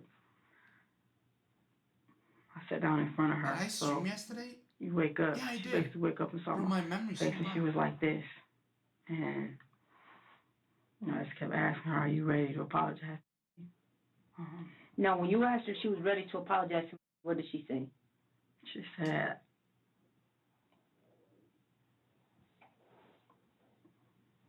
there's nothing wrong with my son. That's all I know. Nobody's saying nothing's wrong with your son. What did she say, though? What? When you said, are you ready to apologize to... Look, she's clenching her fist. What did she say? She doesn't want to apologize to him. So There's she said no? Way. There's no but way. It's like, it wasn't a flat out no. It's like, I am sorry for doing that to somebody, but you're not sorry for doing that to him? This is what I'm saying. Like, What did she say? What did she say? she just looked at me. So she didn't say went nothing. like this. Stoney doesn't do that. She's been hard to get answers out of. She's like. She's hard to get answers out of. Yeah, maybe because you just fucking hit her with a bat, with a baseball bat on the fucking head. You fucking sicko. Maybe she can't fucking answer you because she's like. After increasing violent abuse, the situation came to a head in May 2013 when Gabby says she witnessed her mother hit Stoney in her temple with a 2x4 and strangled her with a t-shirt. Till Stoney was alive, Blair forced Gabby to put the girl in the freezer on top of Stephen. She then forced Gabby would be next if she stepped out of line and threatened to kill Gabby's surviving brother and herself if she told anyone that happened. And she was all doing all this to protect Alex, the other child. Holy fucking Christ, bro. You know, I'm like, Stoney. What I can't wrap my head around. Hunter Biden pleading guilty and the judge said no deal, so he changed it to not guilty. He already confessed guilty though. Right? Right? I don't know what's going on with Hunter Biden, Amity. But we're watching this shit right now. We'll see what goes on with Hunter Biden later, but I was gonna say it's incredibly strange that she's 34 years old and she has never had like the cops on her. She doesn't have misdemeanors. She doesn't have, you know what I mean? Like something snapped in her brain. So she never said no.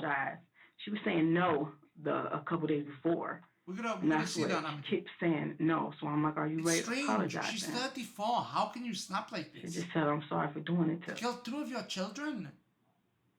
And you didn't beat anybody else before in your life? She said she was sorry for doing it to what? I understand. No, how can you turn into a monster at 34? She said, I'm sorry for doing it, period, to somebody.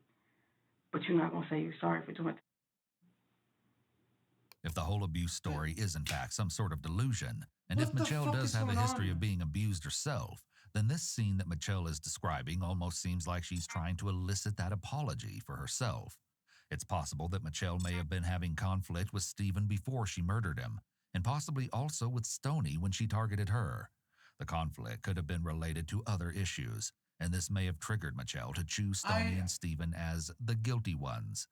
Since her claims of the abuse towards Alex weren't confirmed, it's important to consider the very likely possibility that Mitchelle wasn't really defending Alex. She doesn't it's seem very to be possible defending that Alex this anymore. tragedy that occurred in Michelle's home was the result of long-standing child abuse inflicted by Mitchelle onto her children.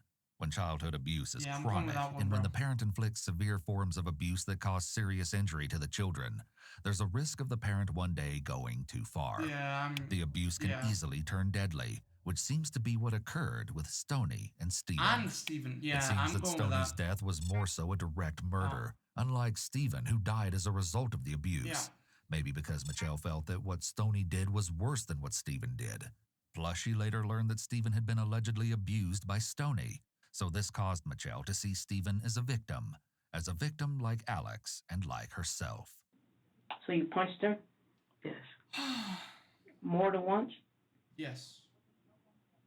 It was basically really fast. I punched her. She actually hit me back. You know what I mean? Yeah, of course, she's defending herself. I punched her so hard.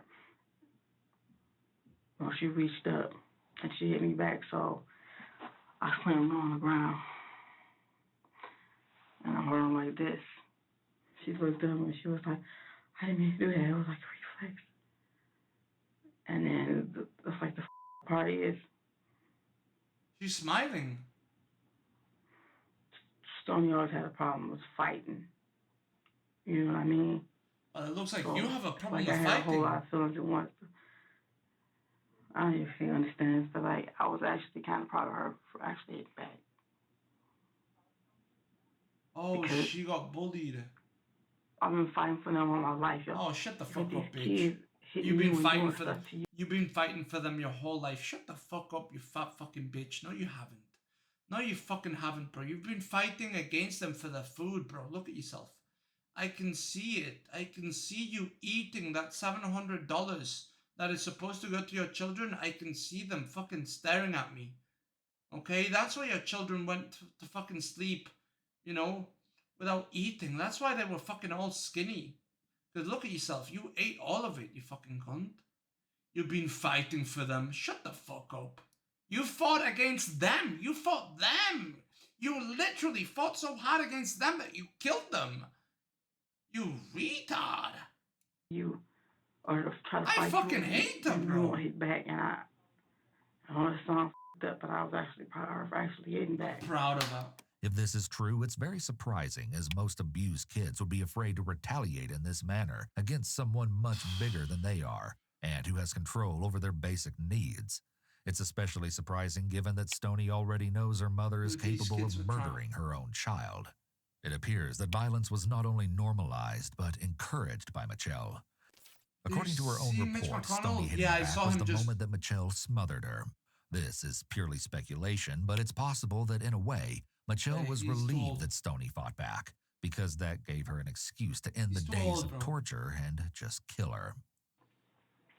This was the day. It's up, bro. Listen, he's a human, bro. He shouldn't be doing what he's doing. The black shirt. He can't. I don't know if he had a stroke or whatever, but it was bad. I just picked it up, and I put it around her neck. I put this around her neck. She really fighting back. You know what I'm saying? When you say put it around her neck, what do you mean? You tied it, or you held it? You choked her? I put it around her neck, and first I was in front of her. But as we tussling, and we both fell. I'm heavier, you know. I'm heavier, you know. And I'm holding it, but that's still heavier. You're fast. Not what did it. And yes, I did tie it because I did tie it. Before I got up, I remember I tied it. And she got up too, and of course was backing up for me, trying to get away from me. You say she got going. We still in the room, and she gets up. After, she gets up and was backing away, and I grabbed the bag. She grabbed the bag and put it over the child's fucking head. And went. And you put the bag over her head, or you just put it in her mouth? No, I held it over her. You what? I did both. I didn't put it in her mouth. I held it over her. Over her nose and mouth. Oh, God. At first, you know how you... Oh, God. And then I put it over her head. And then I did like this. She went like this, saw that it didn't work, and fucking went. She expresses very little emotion about doing this to her own child. Mitchelle's reenactment is very useful evidence, as it's even more impactful than just words alone. Yeah, she... Then what? Did she stop breathing at some point? Yeah, that's what did it. That's what I did to kill her. Her voice was also very low here, almost whispering. What do you do with the body? Tony's body. Freezer. On top of Steven. Huh? I know, man. Freezer on top of Steven. But she didn't put it. She didn't put it there, bro. Again, she's whispering. This indicates that it's possible she felt more remorse about Steven's death than Stoney's. This is also evident in the way she directly murdered Stoney versus Steven, who she said was not intentional. Right? We just found out that the daughter, right, the remaining daughter said that her mother told her to put Stoney on top of Steven. So she didn't put her in the freezer. It was the child who was like 9 years old. Jesus fucking Christ. You'd think that after the trauma of murdering her son, of being reminded of what she did to her son every time she looked at that freezer, she'd be unable to do what she did to her daughter. Did you show them? Did you show them the body? Yeah. Yeah. Not for a while. How long did it take before you showed? Oh, you're a great protector, bro. You show them your the dead brothers. Not even a week. What was their reaction? You are weak. Crying a lot. She's just crying a lot. He was looking like he didn't say nothing. He was just looking at me, and he started crying. I asked him, "Why you crying?" He said, "You're gonna be in trouble." And I just told him, "I won't be in trouble. You don't say shit." I know I am. He told me God didn't like that. He don't like none of that stuff. That was his words. I don't like none of his stuff. It's surprising Bro, how she's forthcoming gonna- Mitchelle has been about killing her 2 children, as the She's detective got a has been somewhat weird- standoffish during the interview. She's got an extremely weird relationship, a weird ass bond with that Alex kid. She's got an extremely weird bond, right? Like it's like he leads her. It's really strange. He told me God don't like any of that stuff. And I said, yeah, it's like he's wiser than her. The fuck? I think she abused him. I think she abused Alex. The detective has leaned back away from Mitchelle and makes little eye contact as she's writing notes most of the time. Mitchelle has appeared mildly frustrated at times when she feels like the detective isn't understanding what she's trying to say, but she still kept talking. Many other What the people would not have fuck? opened up under these circumstances. It's possible that Mitchelle really wanted to get everything off her I'm chest. genuinely confused. She may have wanted to make sure her side of the story was told, especially regarding the alleged abuse of Alex. Showing Alex the dead bodies of his siblings displays her complete disregard for her children who are still living, and an inability to understand how disturbing and extremely Yeah, she's a traumatic seeing his psychopath. siblings dead and frozen would But be. she's got really strong bonds It's possible with that some Mitchelle people wanted to show for Alex some that his reason. siblings paid for what she Like claims the they did to aunt him. and On top of Alex. that, the fact that the freezer was in a main area of their home These would have two, meant there was a why? constant physical reminder to the living children Why? about what happened to their siblings. Why not the other kids? Now let me ask you this question. Like, she 'cause hasn't I know mentioned the other daughter. you We and I don't even know could the other talk daughter's about name. all the different things that they supposedly did. They did. Right? But are you a stay-home mom? Yeah. Okay, so you're always, Also, you're useless. I How know much you time about do you- to say, like, how where much were you? how much And that's time do what you f- me up. You know? No, because I want you to tell me how, because you're I'm pretty much always with them. It's like, you're always with them. So yeah, at what point does this happen that you don't know, have no Well, idea? that's why I said, well, but after you killed the 2 children, right? You have 50% more time. So did you get a job after? No, you didn't. Oh.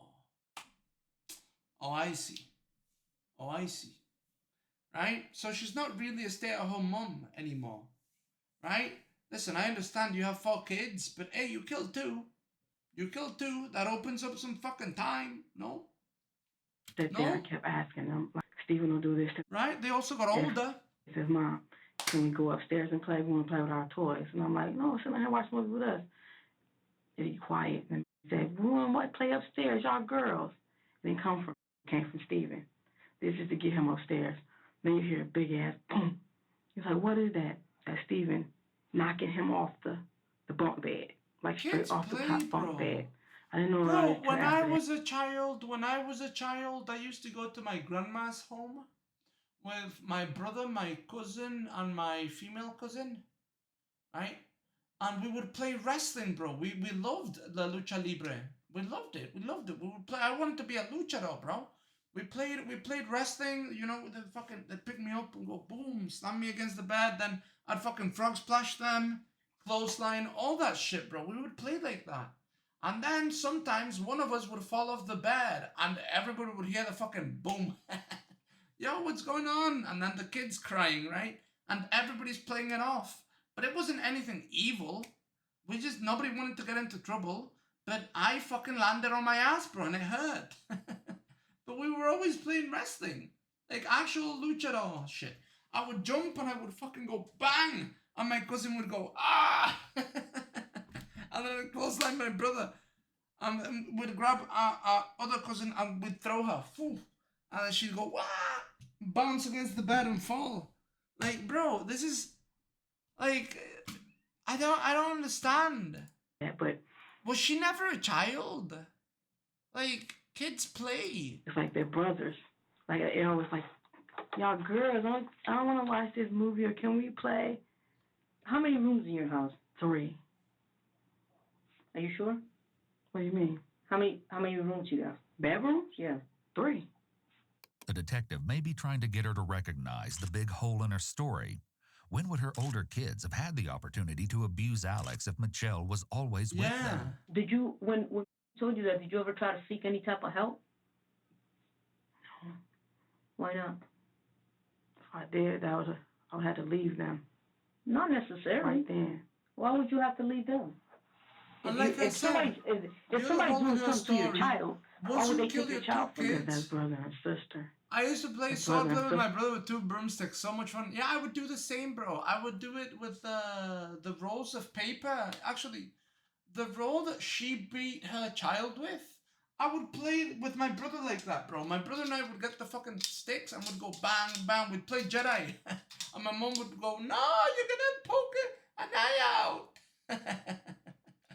Right? And my brother would go, boom, boom, boom. And it would always end bad. I'd always hit him or he would hit me. One would end up crying. But it's how kids play. It always ended bad, though. It was always, he hit me on purpose. And the other one, no, I didn't. But sometimes it was on purpose. Because I remember. And that's in the family, and it's like, that's brother and Sometimes sister. it was payback. They would take the offender out. Bro, but Not like the I innocent said, party. But she then you killed look like 50% of her children husband and still hat. stayed at home mom. Okay, that was all in my head. Like, You gotta look for I 2 want to stay children with now them instead of 4. as long as I possibly can. Right? I know You got that more was time. like- You got 50% more time. Do you feel what you did was wrong? I know it was wrong. But it was What do you necessary. think your It's punishment wrong should in be? the eyes of God, okay? In your eyes, I'm asking you, not in the eyes of God. In your Yeah, you eyes, don't do give you a feel fuck. like you did what you had to do? Bro, God's sending you to hell. Don't worry about that. I didn't have to do that. It was wrong. You getting sent to hell, bro. Don't worry about that. Look, Quickly. I don't want to say yes, but my son told me I saved him. Michelle's emphasis that Alex said she saved him shows that she may not think what she did was wrong despite understanding it's illegal. On the other hand, it's possible that she's lying that Alex told her that she saved him in order to justify what she did. By doing this, she can portray herself as Alex's hero. Let me ask you this. Do you think your son has a problem? No. Because you said that throughout this interview. You Because said this is several what times. had me so scared. You told me several times that your son doesn't have a problem. Yeah, your son doesn't have a problem. So why would you bring that up? Nobody's accusing him of having a Because problem. that scares me. And how you read it back, it's like, Scares yeah, you those are my what? words, but just to hear it like that, Is she scared that I her don't son want is people to gay, think- maybe? this is my biggest fear. Wait a minute. When I'm going, Is she afraid that her son is gay? And that his brother and her sister turned him, right? Through like sexual abuse. Listen to me, what up, dude? people going to be unfair to me because y'all are thinking like, oh, he got to be crazy. Somebody done, his brother and his sister, he crazy. I don't want people to shun their kids away from him. No, I think you're crazy, bro. Her concern about what No, I think you're fucking crazy. The child, he might lie. He's a fucking kid. Kids lie all the fucking time. I already said this. Not his fucking fault. I mean, maybe he is a psychopath, right? And the mother was also a psychopath. And the kid was manipulating because, like, bro, there's a weird fucking connection between her and Alex. Let's be honest. It's her, Alex, and the aunt. She treats them special. You know what I mean? Like, Alex and the aunt, she has them up here. And everybody else is down there. So, I don't know. other people will think of Alex don't as know anymore. delusional. These You know concerns are also extremely You know minor what? I compared to think the Alex things she is had a to endure by bitch. killing How about his that? What are you siblings gonna and do? showing him their bodies. I think she a, Yeah, I think he a fight about them bitch. stoning Yeah, and like, You can do about it. you know what I Nothing. mean? And Nothing. You can't do shit. basically, I dropped them. And actually, I told him I was moving. No, That's she's how not they- crazy enough for an asylum, bro. She's I went up to the school, prison. and I was talking to the teachers, and I actually wanted to tell. I started going into it, and someone told me to stop. But Huh? I was telling one of the old teachers, hey, what had happened, and the security guard, but I didn't tell them No, you didn't. No, you didn't. that I did anything to them. I just, No, you I'm didn't. dropping them. Try to see what we can do. I told them I was moving out of state with my brother. Children are not legally allowed to drop out of school until between 16 and 18, depending on the state they live. In Michigan, it's 18. Give me 1 minute. What I need you to do, in the meantime, I need you to start reading these. These are the questions I asked you and the answer that you have answered. Yes, kid was gone. If I misquoted you, or if Steven, Steven, yeah, I get to that, that's how I thought it was, and that's why I asked you, and I have it down here. If there's something here that I misquoted you, let me know, and we'll fix it, and I'll initial it, okay? Start reading that. I'm gonna step out for a second. I'll be right back, okay? like a lot of other things. Oh, no, we're gonna talk about it. I just want you to start doing this while Well, she I don't want to give you all this. We're gonna get into all the things that you want to tell me about. I mean, I guess the important stuff is also. Excuse me? Important stuff is also, I guess. No, it's all important. We're gonna get to it. Okay, just give me 1 minute, and then we can continue this. Oh yeah, we're gonna get to it, bro. Okay? So we make sure that you get hanged. Yeah, we're gonna get to all of it. Right, all of it. Could they possibly still be here? They could. We're gonna get to all of it. Let me go find out. Okay? Are you allowed to tell? I don't know. What do you want? Just tell them I love them. Yeah, sure. My kids. Yeah, of course. Okay. And my kids, shut the fuck up, bitch. You killed 50% of them. My kid. Okay. My kid. Bro, she's acting like. Wait, why is my face in front of her face? Nah, bro, I'm not the killer. I'm not the killer. I didn't kill 50% of my kids. I killed 100% of them, bro. They're all on my walls. Blasted. Okay. I'm gonna come back to not actual kids. Okay? That's why my walls the are white. officer steps out and allows Mitchelle to read over her Jesus answers. Christ. This is done so that later she can't claim she misunderstood the questions, or the officer fabricated her answers and didn't write what she actually stated. Obviously, the tape can also confirm what was said.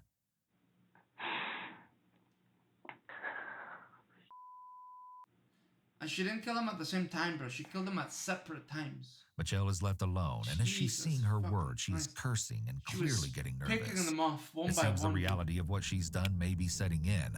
It could be that she goes in and out of moments of realization about what she did and what's happening around her. She asked the detective if she could tell her children that she loves them. So it could be that Mitchelle is actively realizing here that she likely won't see her 2 children again. Perfect. Perfect. She's that perfect, bro. I feel so guilty, bro, when I don't stream for a day.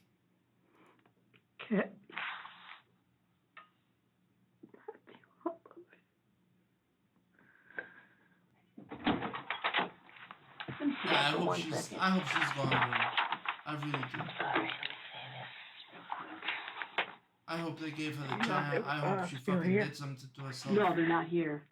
They're talking to, I think the aunt. My auntie.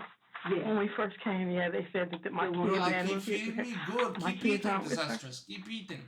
Yeah, they're with me. But they're just gone. Hey, it's free.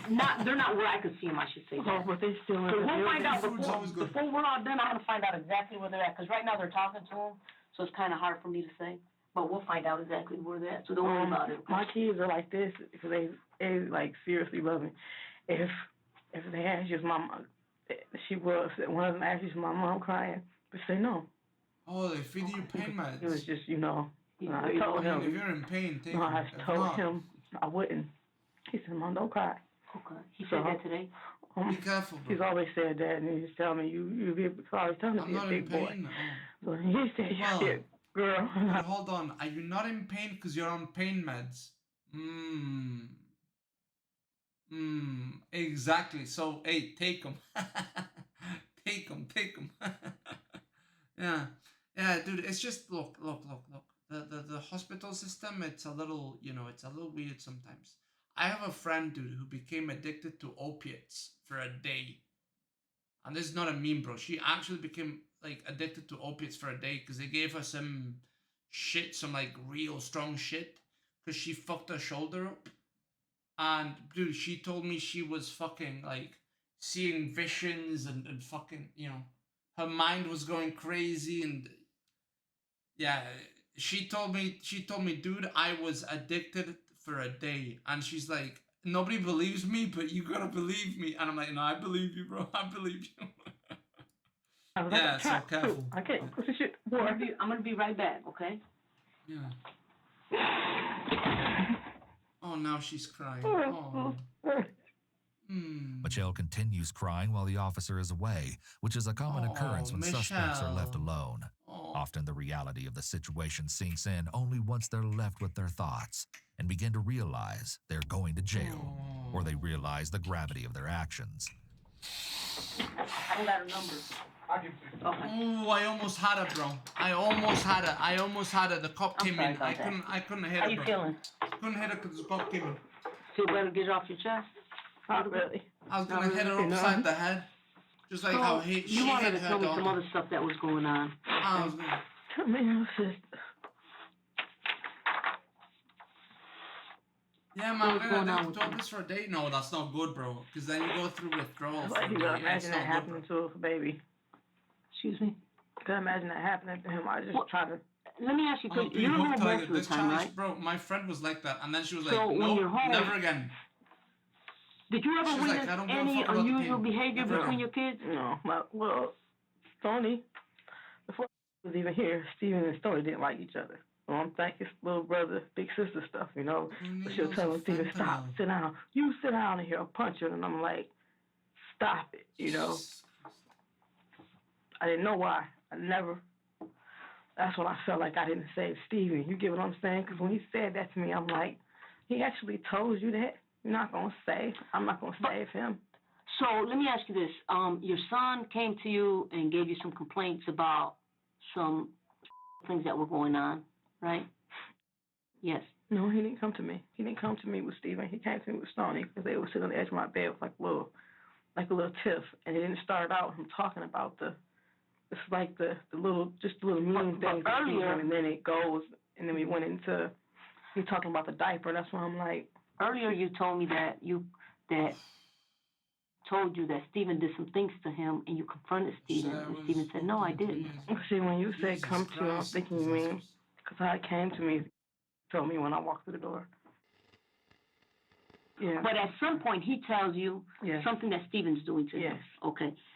And you took it upon yourself to just go off of his word. You never tried to. Dude. Her story makes no sense. Her story makes no sense, okay? So here's what she claims. She claims her child was being sexually abused with one of her sons, right? Her son was being sexually abused by her son. She claims it happened when they would watch movies and stuff, right? And then she would hear stuff, like noises, play fighting, shit like that. And then the kid also tells her that the big daughter was also sexually abusing him. But she also claims she's a stay-at-home mom that's always there. So if you're always watching them, okay, I'll believe you when you're watching the movies and the two kids go away, I'll believe you. When did your daughter have time?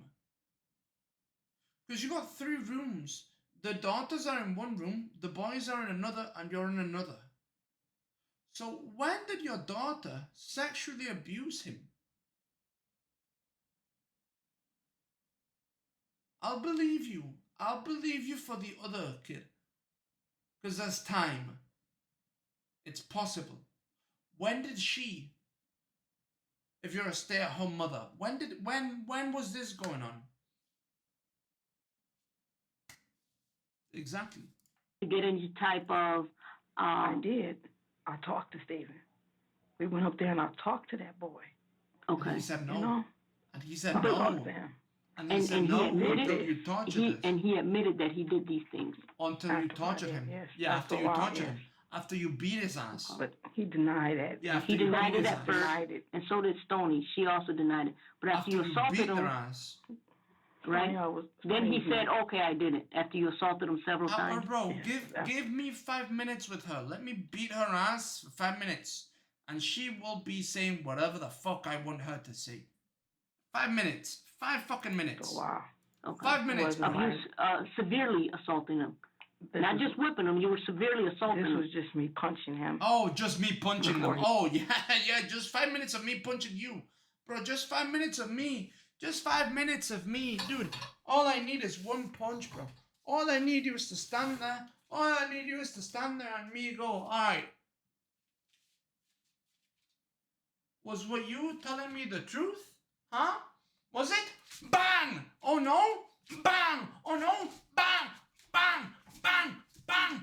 Bang! Bang! Bang! Bang! Bro, I will get you to fucking... I will get you to sing. I will get you to do whatever the fuck I want you to do. You give me 5 minutes. I don't even need 5 minutes. Give me like a minute and I will get you fucking screaming. I will get you screaming for whatever the fuck I'm asking you. 1 minute with just me hitting you. Just 1 minute. Yes. The officer is getting 1 clarity. minute. 1 fucking minute. Now imagine if you're a child and it's your mother and she weighs 4 times as much as you. I don't weigh as much as her. And within the minute I would have her fucking singing. Here to potentially argue the fact that the children's confessions may not be accurate, as they deny that they had inappropriately touched Alex until Mitchelle violently assaulted them into confessing. This makes their confessions much But did the less hospitals reliable, as ask you they may first? have just said anything Jesus out of Christ. self-preservation. This is clearly a coerced confession. It doesn't mean it isn't true, Yeah, but it's certainly unreliable. The first time you ever heard of any of these complications between your kids was the first time with I mean, Steve. I know they used to have the little sibling thing. So I'm not gonna lie, fentanyl for kidney stones is crazy. That's crazy. Morphine for kidney stones, that's insane, dude. Morphine was what they gave my father when he was dying from blood cancer. Like, that's fucking ridiculous. And he was still in pain, right? But, like, morphine for kidney stones and fentanyl, that's fucking ridiculous. Jesus. But you never took it upon. You know how sometimes kids like to lie and make up things. Yeah. You never kind of put it to kind of observe to see who was saying what. You just took it upon yourself. Or all the other stuff. I mean that's kind of a serious thing, for a kid to say, "Hey, this is what's going on." So you just went basically on his word. I asked him. Right. I mean, I asked Stephen also. You get what I'm saying? But he denied it. But after you repeatedly assaulted him, he's like, "Oh yeah, okay, I did it." Do you believe? But hold on, disastrous. But they do that because people think there's a different thing, right? I don't know if people know that Percocet and an Oxy-10 is the same thing, right? I didn't even know that. So, if one didn't affect you, but then the other one did, right? You might be lying, or it might be the fucking, what's it called? Placebo. Believe that did you ever take your son to a trained physician to tell you, yeah, there's some signs of... I'm not listening to me. Well, I'm trying to... They did that. You did that? They said they did that. Even... Who did that? They did that to him. Stoney and Stevie. But after and you beat their ass... I was even talking to Stoney, and I tell her to tell me things. It was like, Tylenol? oh yeah, and I forgot to tell you that, Mom. It's like they and I'm not accusing you. I didn't just go like, but you listen, did this, and but I'm... listen. Michelle appears unable to recognize that She doesn't Stephen understand. may have only told her that he abused Alex because she was assaulting Yeah, she him. doesn't She understand. feels like she got the truth out of him. In her mind, Alex is telling the truth. She already made the decision a long time ago that she believed him 100%. It would be too painful to let herself waver now, because that would mean she would have to face the fact that she killed her two older children for no reason. Hold on, Amity, don't tell him to do that, bro. We got Twitch staff. We can't be breaking federal rules on my fucking Twitch stream. Private message him that, bro. Don't write it on my stream. What the fuck? We got the feds here, bro. What are you doing? He's joking. They'd never do that. My viewers are not crime. They're not crime lords, bro. I am definitely not. I was gonna say something about the cartels, but maybe let's not, bro. I don't want to die. Obviously, this is assuming that Mitchelle didn't just My stream is not a cartel recruiting fucking thing, bro. I don't recruit people for the cartels, okay? None of that shit. Abuse story in an Jesus attempt to Christ. excuse and minimize her actions. It's important to keep in mind when analyzing this case that all 4 of these children were likely being abused in some way for a long time. Yeah. When listening to the details of the case and watching Mitchelle's confession, it might be easy to assume that this was just a horrible incident. However, in these rare instances when parents kill their own children, it's almost always the case that the parent had been abusing the children for a long time before the fatal incident.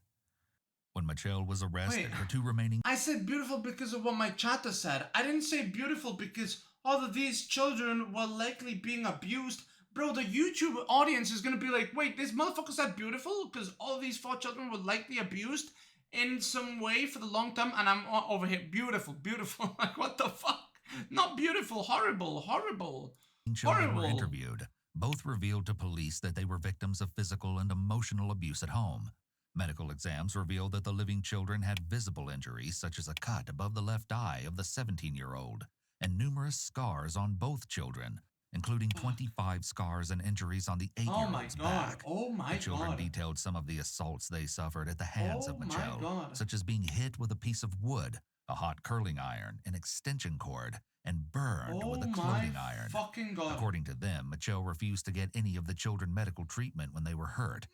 Both children were turned over to Child Protective Services. They did this to him every day, every night. It's like... But what I'm trying to think, if this was going on, like, where were you at all this time? I mean, because you're a good parent. You're always home with your kids. Right. So how were these things going on for so long and you did not know? You should have beaten yourself. I mean, they're little kids. I can see if they're adults and it happens somewhere, but they're under your roof 24/7. I mean, you're a bad mother. You're a bad mother. You're a bad mother. And there's all these things that you don't know nothing about. Were you ever a victim of any type of, yes, I was.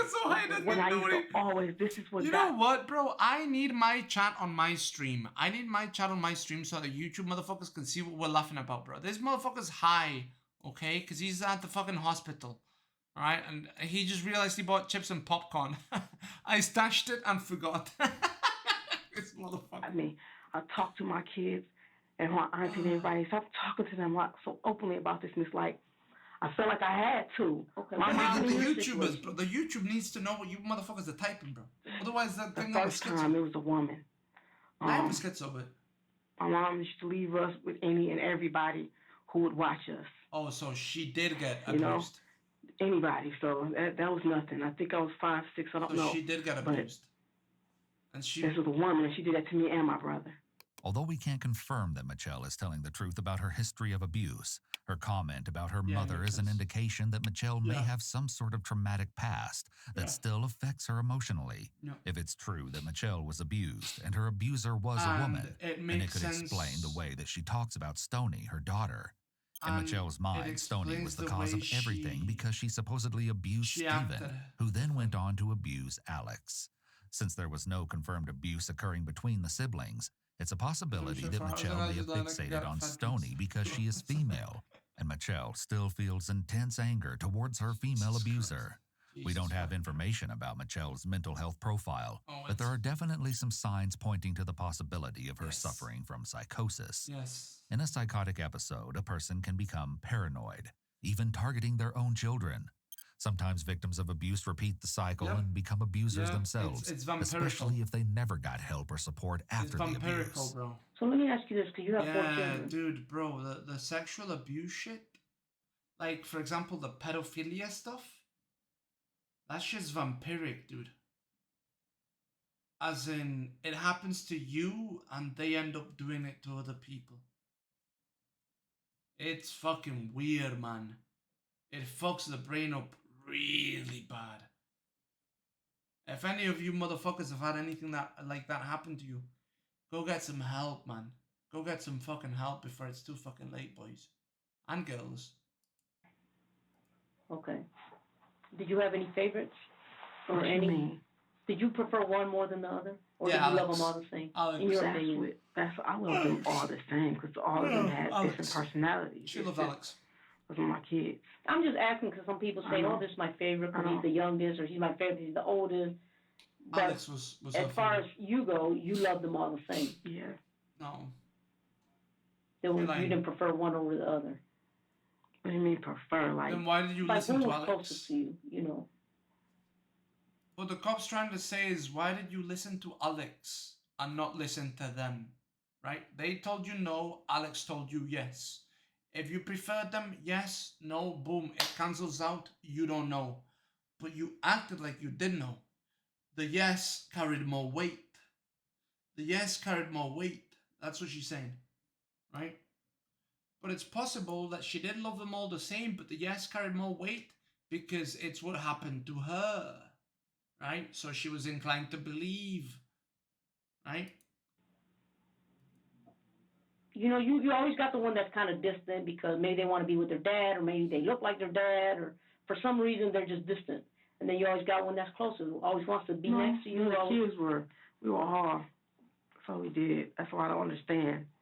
You guys We spent a lot of time together. How would you categorize your relationship between Stoney and me? and you? Oh, you fucking hate her. Oh, she hates her. I guess just like the rest of the kids. No, it You wasn't. love them all the same? Yeah, it's a little different because you start to, I think, learn them, you know what I mean? And they change. Right, they start changing, they start getting a little attitudes. Yeah. So no attitudes, just period, changing. You're like, okay, well, you know how you just. And that's what I'm Kids asking. growing up. Did you have maybe No, they I haven't maybe they grown were up ever disobedient since I was more than the 6. others, so you What the like fuck? these guys more than the other guys. What happened Still to are me, good bro? Okay, right. That's why everybody. So is there loves any Tony. other reason other than what told you that made you do what you did? That's it. So if he would have never told you these things, Stoney and Steven would still be here today? If they had never. Okay. He didn't. It's not. He just told me. How do you That's discipline your true. child? How do you discipline your children? Not good. Oh, smart popcorn too. What do you mean by not good? Just whooping them, and it's like, you know how you. Even What's your mom appropriate is for a child? supporting. It's not. You whoop your children Yes. to the point of abuse? Yes. Hold on. I definitely need my Twitch chat to be on my fucking stream, bro. I was laughing at a comment that Disastrous made when she said, "Do you whoop your children?" And I'm going, and she goes, "Yes," and I'm going, Yes. To the point of abuse? Yes. All of them? Yes. So you oh, pick Jesus Christ. that way as well? Yes. And it's. I can't explain it. This shows that the tragic ending of her children's lives was the likely culmination of years of abuse. Abusive parents who end up seriously injuring or murdering their children will often engage in emotional, verbal, and physical abuse long before the final tragic incident. Mitchelle seems to understand logically that her behavior is wrong, yet she may be unable to control her anger. She appears to be suffering from significant issues relating to her own childhood trauma. Most people with trauma backgrounds do not kill other people. But of those individuals who kill another person, most of them do have a history of trauma in their own childhood. While her crimes against her children are horrific, her profile doesn't necessarily fit with that of a psychopath, and her behaviors are conflicting. On one hand, she's accepting responsibility for what she did and appears to be truthful during the interview, while on the other hand, she demonstrates a long history of deceitfulness and lying, which are psychopathic traits, as she kept the murders of her 2 children a secret for years. At times, she exhibited impulsive behavior and extreme aggressiveness. While she did admit that what she did was evil and wrong, she didn't express remorse or regret for the suffering she caused Steven and Stoney. Have you killed anyone else? She's strange, bro. What type of discipline? And then it only happened when she was 34. Oh, my kids. It's strange. If you could do it all over again, would you change anything? Nope. I'll say yes. But no. The reason I'll say yes is because I would get to stay with them. Yeah, you are in my stream, Disastrous. When you say them, you mean all of them, or just? No, because regardless how I was thinking, if that happened, you mean the same situation happened, would I make the same choice? Mm-hmm. Yes, she would make the same choice. Yes, because I want to stay. You know? But you don't really care about the other 2. No, I do. I would have made a different choice. What choice would you have made? I tried to go somewhere I said, he's never said that to me before. So for him to say that. When did he say that to you? This was after it happened. Alex telling her that she saved him seems to be enough peace of mind for Mitchelle. Bro, what? Almost like she's satisfied with what she did because she was able to prevent her son from suffering continued abuse. Bro, why is her bond with Alex this strong? I really, dude, I don't, maybe she thought she was abused, or maybe she was, but I do believe that she thinks she was abused, and I do believe that she thinks Alex was abused. And I think she might have just sided with Alex because nobody sided with her when she was young. You know? I do think she believes Alex 100%. Her relationship with Alex is way different to every other relationship she has. Like, this kid says, Mom, you saved me, and now she's good, bro. She sleep like a baby because she saved Alex. Because in a way, she saved herself, right? She's saving her past self. So she's good. If I brought me in here, right, and I asked him pretty much the same question I'm asking you as far as the events that took place. Ask him. You don't even have to have him What the fuck? Ask him. Is he going to tell me the same thing you're telling me? He has to. You gotta listen to him. Has he ever lied to you? Don't call her she. It's non-binary. Little things. Like what? He'll lie and then. Who it is? Okay, let me go on to something else. No, Thing she's a was, she. you know, in the lying, I don't like that. Well, he does lie. Yeah. And you don't like it? No. So, that's like the only reason I ever would. So she whooped Alex because Do he you know the lied. difference between a lie and the truth? Yes, definitely. You mean, does he know the difference? No, I'm asking you. Do you know the difference between a lie and the truth? Bro. Yes. Okay. So, and you're familiar with, like, a white lie versus... There's no such thing. Okay, a lie is a lie. Yeah. Okay.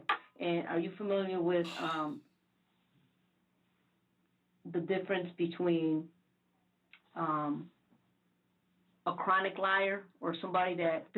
A habitual liar? Yeah. Are you familiar with somebody that habitually lies or somebody that lies, for example, if I say, hey, do you like this dress on me? And you're like, no, but you don't want to make me feel bad. So you're like, oh, that's nice, Was but you're Alex really lying just a because it looks perpetual terrible. liar? Right? You're familiar with the difference. And she believed... So you won't hurt. And she whooped his ass every time he was lying, which is why he had 25 different scars on his back.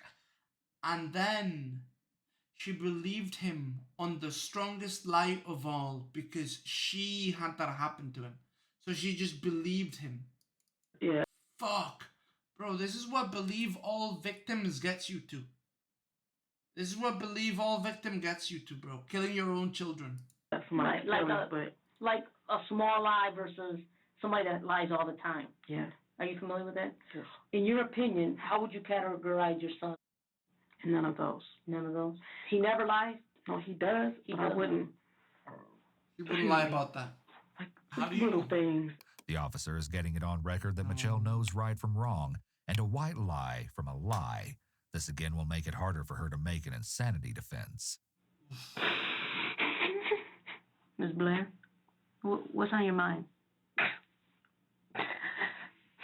This cup is good, bro. It's like so much that happened to you. It's like you gotta go and fuck up. You had nuts, mother.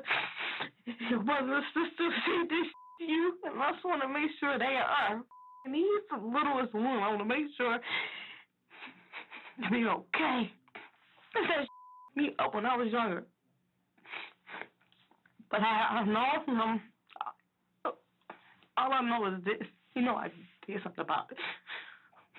Even though it was tough, I just want to know, like, you are important. Like, you do matter. That shit was happening to you all that time, and you didn't know, and I'm sorry, and I'm like, no matter what, they can kill me in there, and that's the part. This is what I do know. And I'm already told the kids about dying there, you know. What are you talking about this? It doesn't matter. But I won't, like... Mr. Green or Mr. You're going to be okay. You know what I'm saying? Okay. Do you consider yourself... so sweet. You consider yourself a tough mom? I mean, you're tough, right? You're going to... It's over the... Okay. It's like tough, but not... And it's like... I'm just tired of this.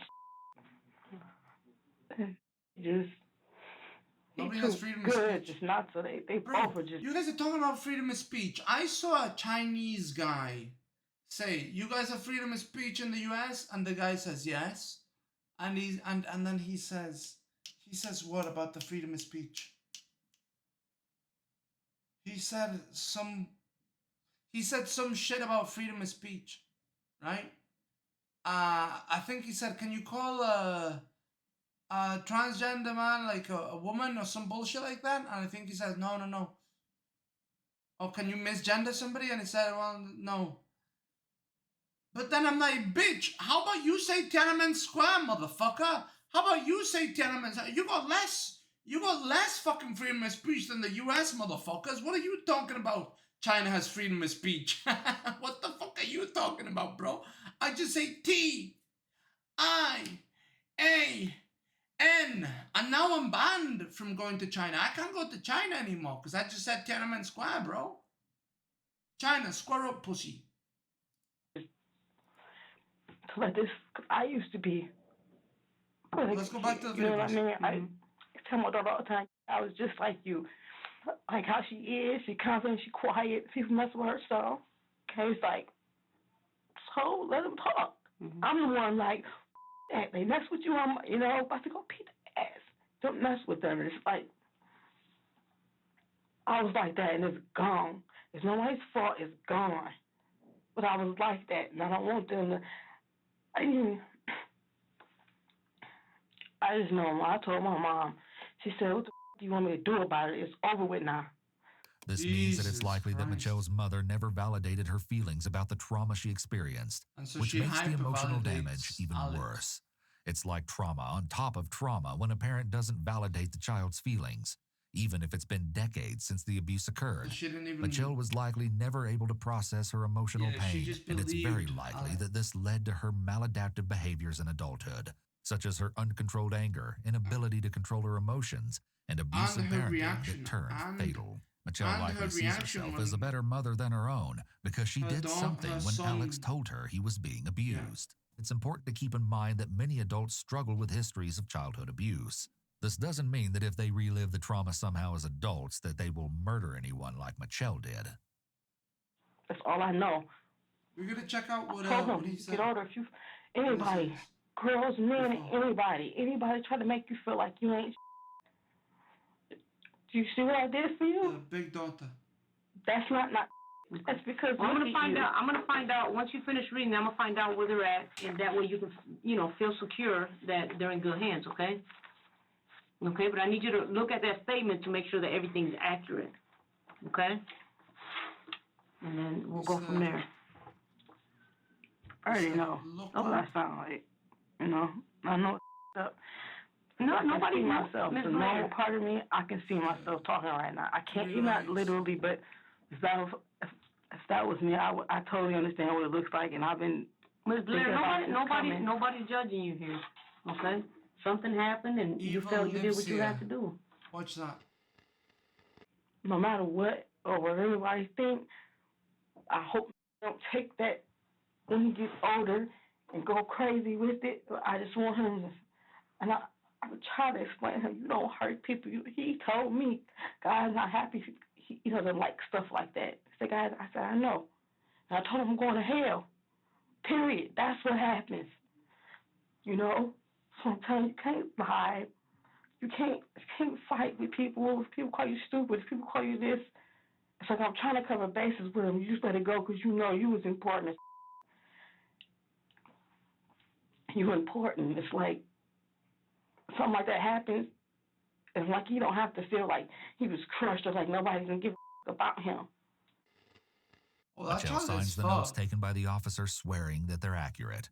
This is less necessary than it was years ago since almost all interrogations are videotaped. But it's done here to avoid retractions or allegations that the officer lied or misconstrued the suspect's words in her notes. Okay, give me 1 second, okay?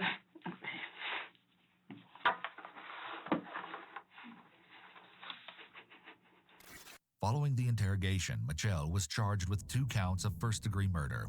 An examination of the bodies revealed that 9-year-old Stephen died from blunt force trauma and what was described as thermal injuries in 2012, while 13-year-old Stoney was killed in 2013 from blunt trauma to the head. Mitchelle kept both of the bodies in the deep freezer in the family's living room for around 3.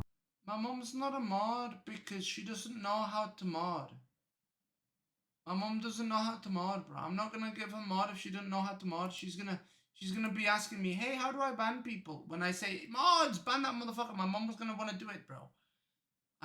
But it's like complicated for her because her stream lags a little sometimes. So she's a VIP, bro. She's a VIP. She won't, you know. I want my mom to enjoy the stream, not, you know, be a mother. 3 years until their discovery when she was evicted. When she went to trial, Mitchelle told the judge that she still felt no remorse and even doubled down by stating that she would have killed Stephen and Stoney again, oh my God, referring to them as demons. Oh my Still, God. prosecution made it clear that they didn't find any evidence that Alex had been assaulted by his siblings.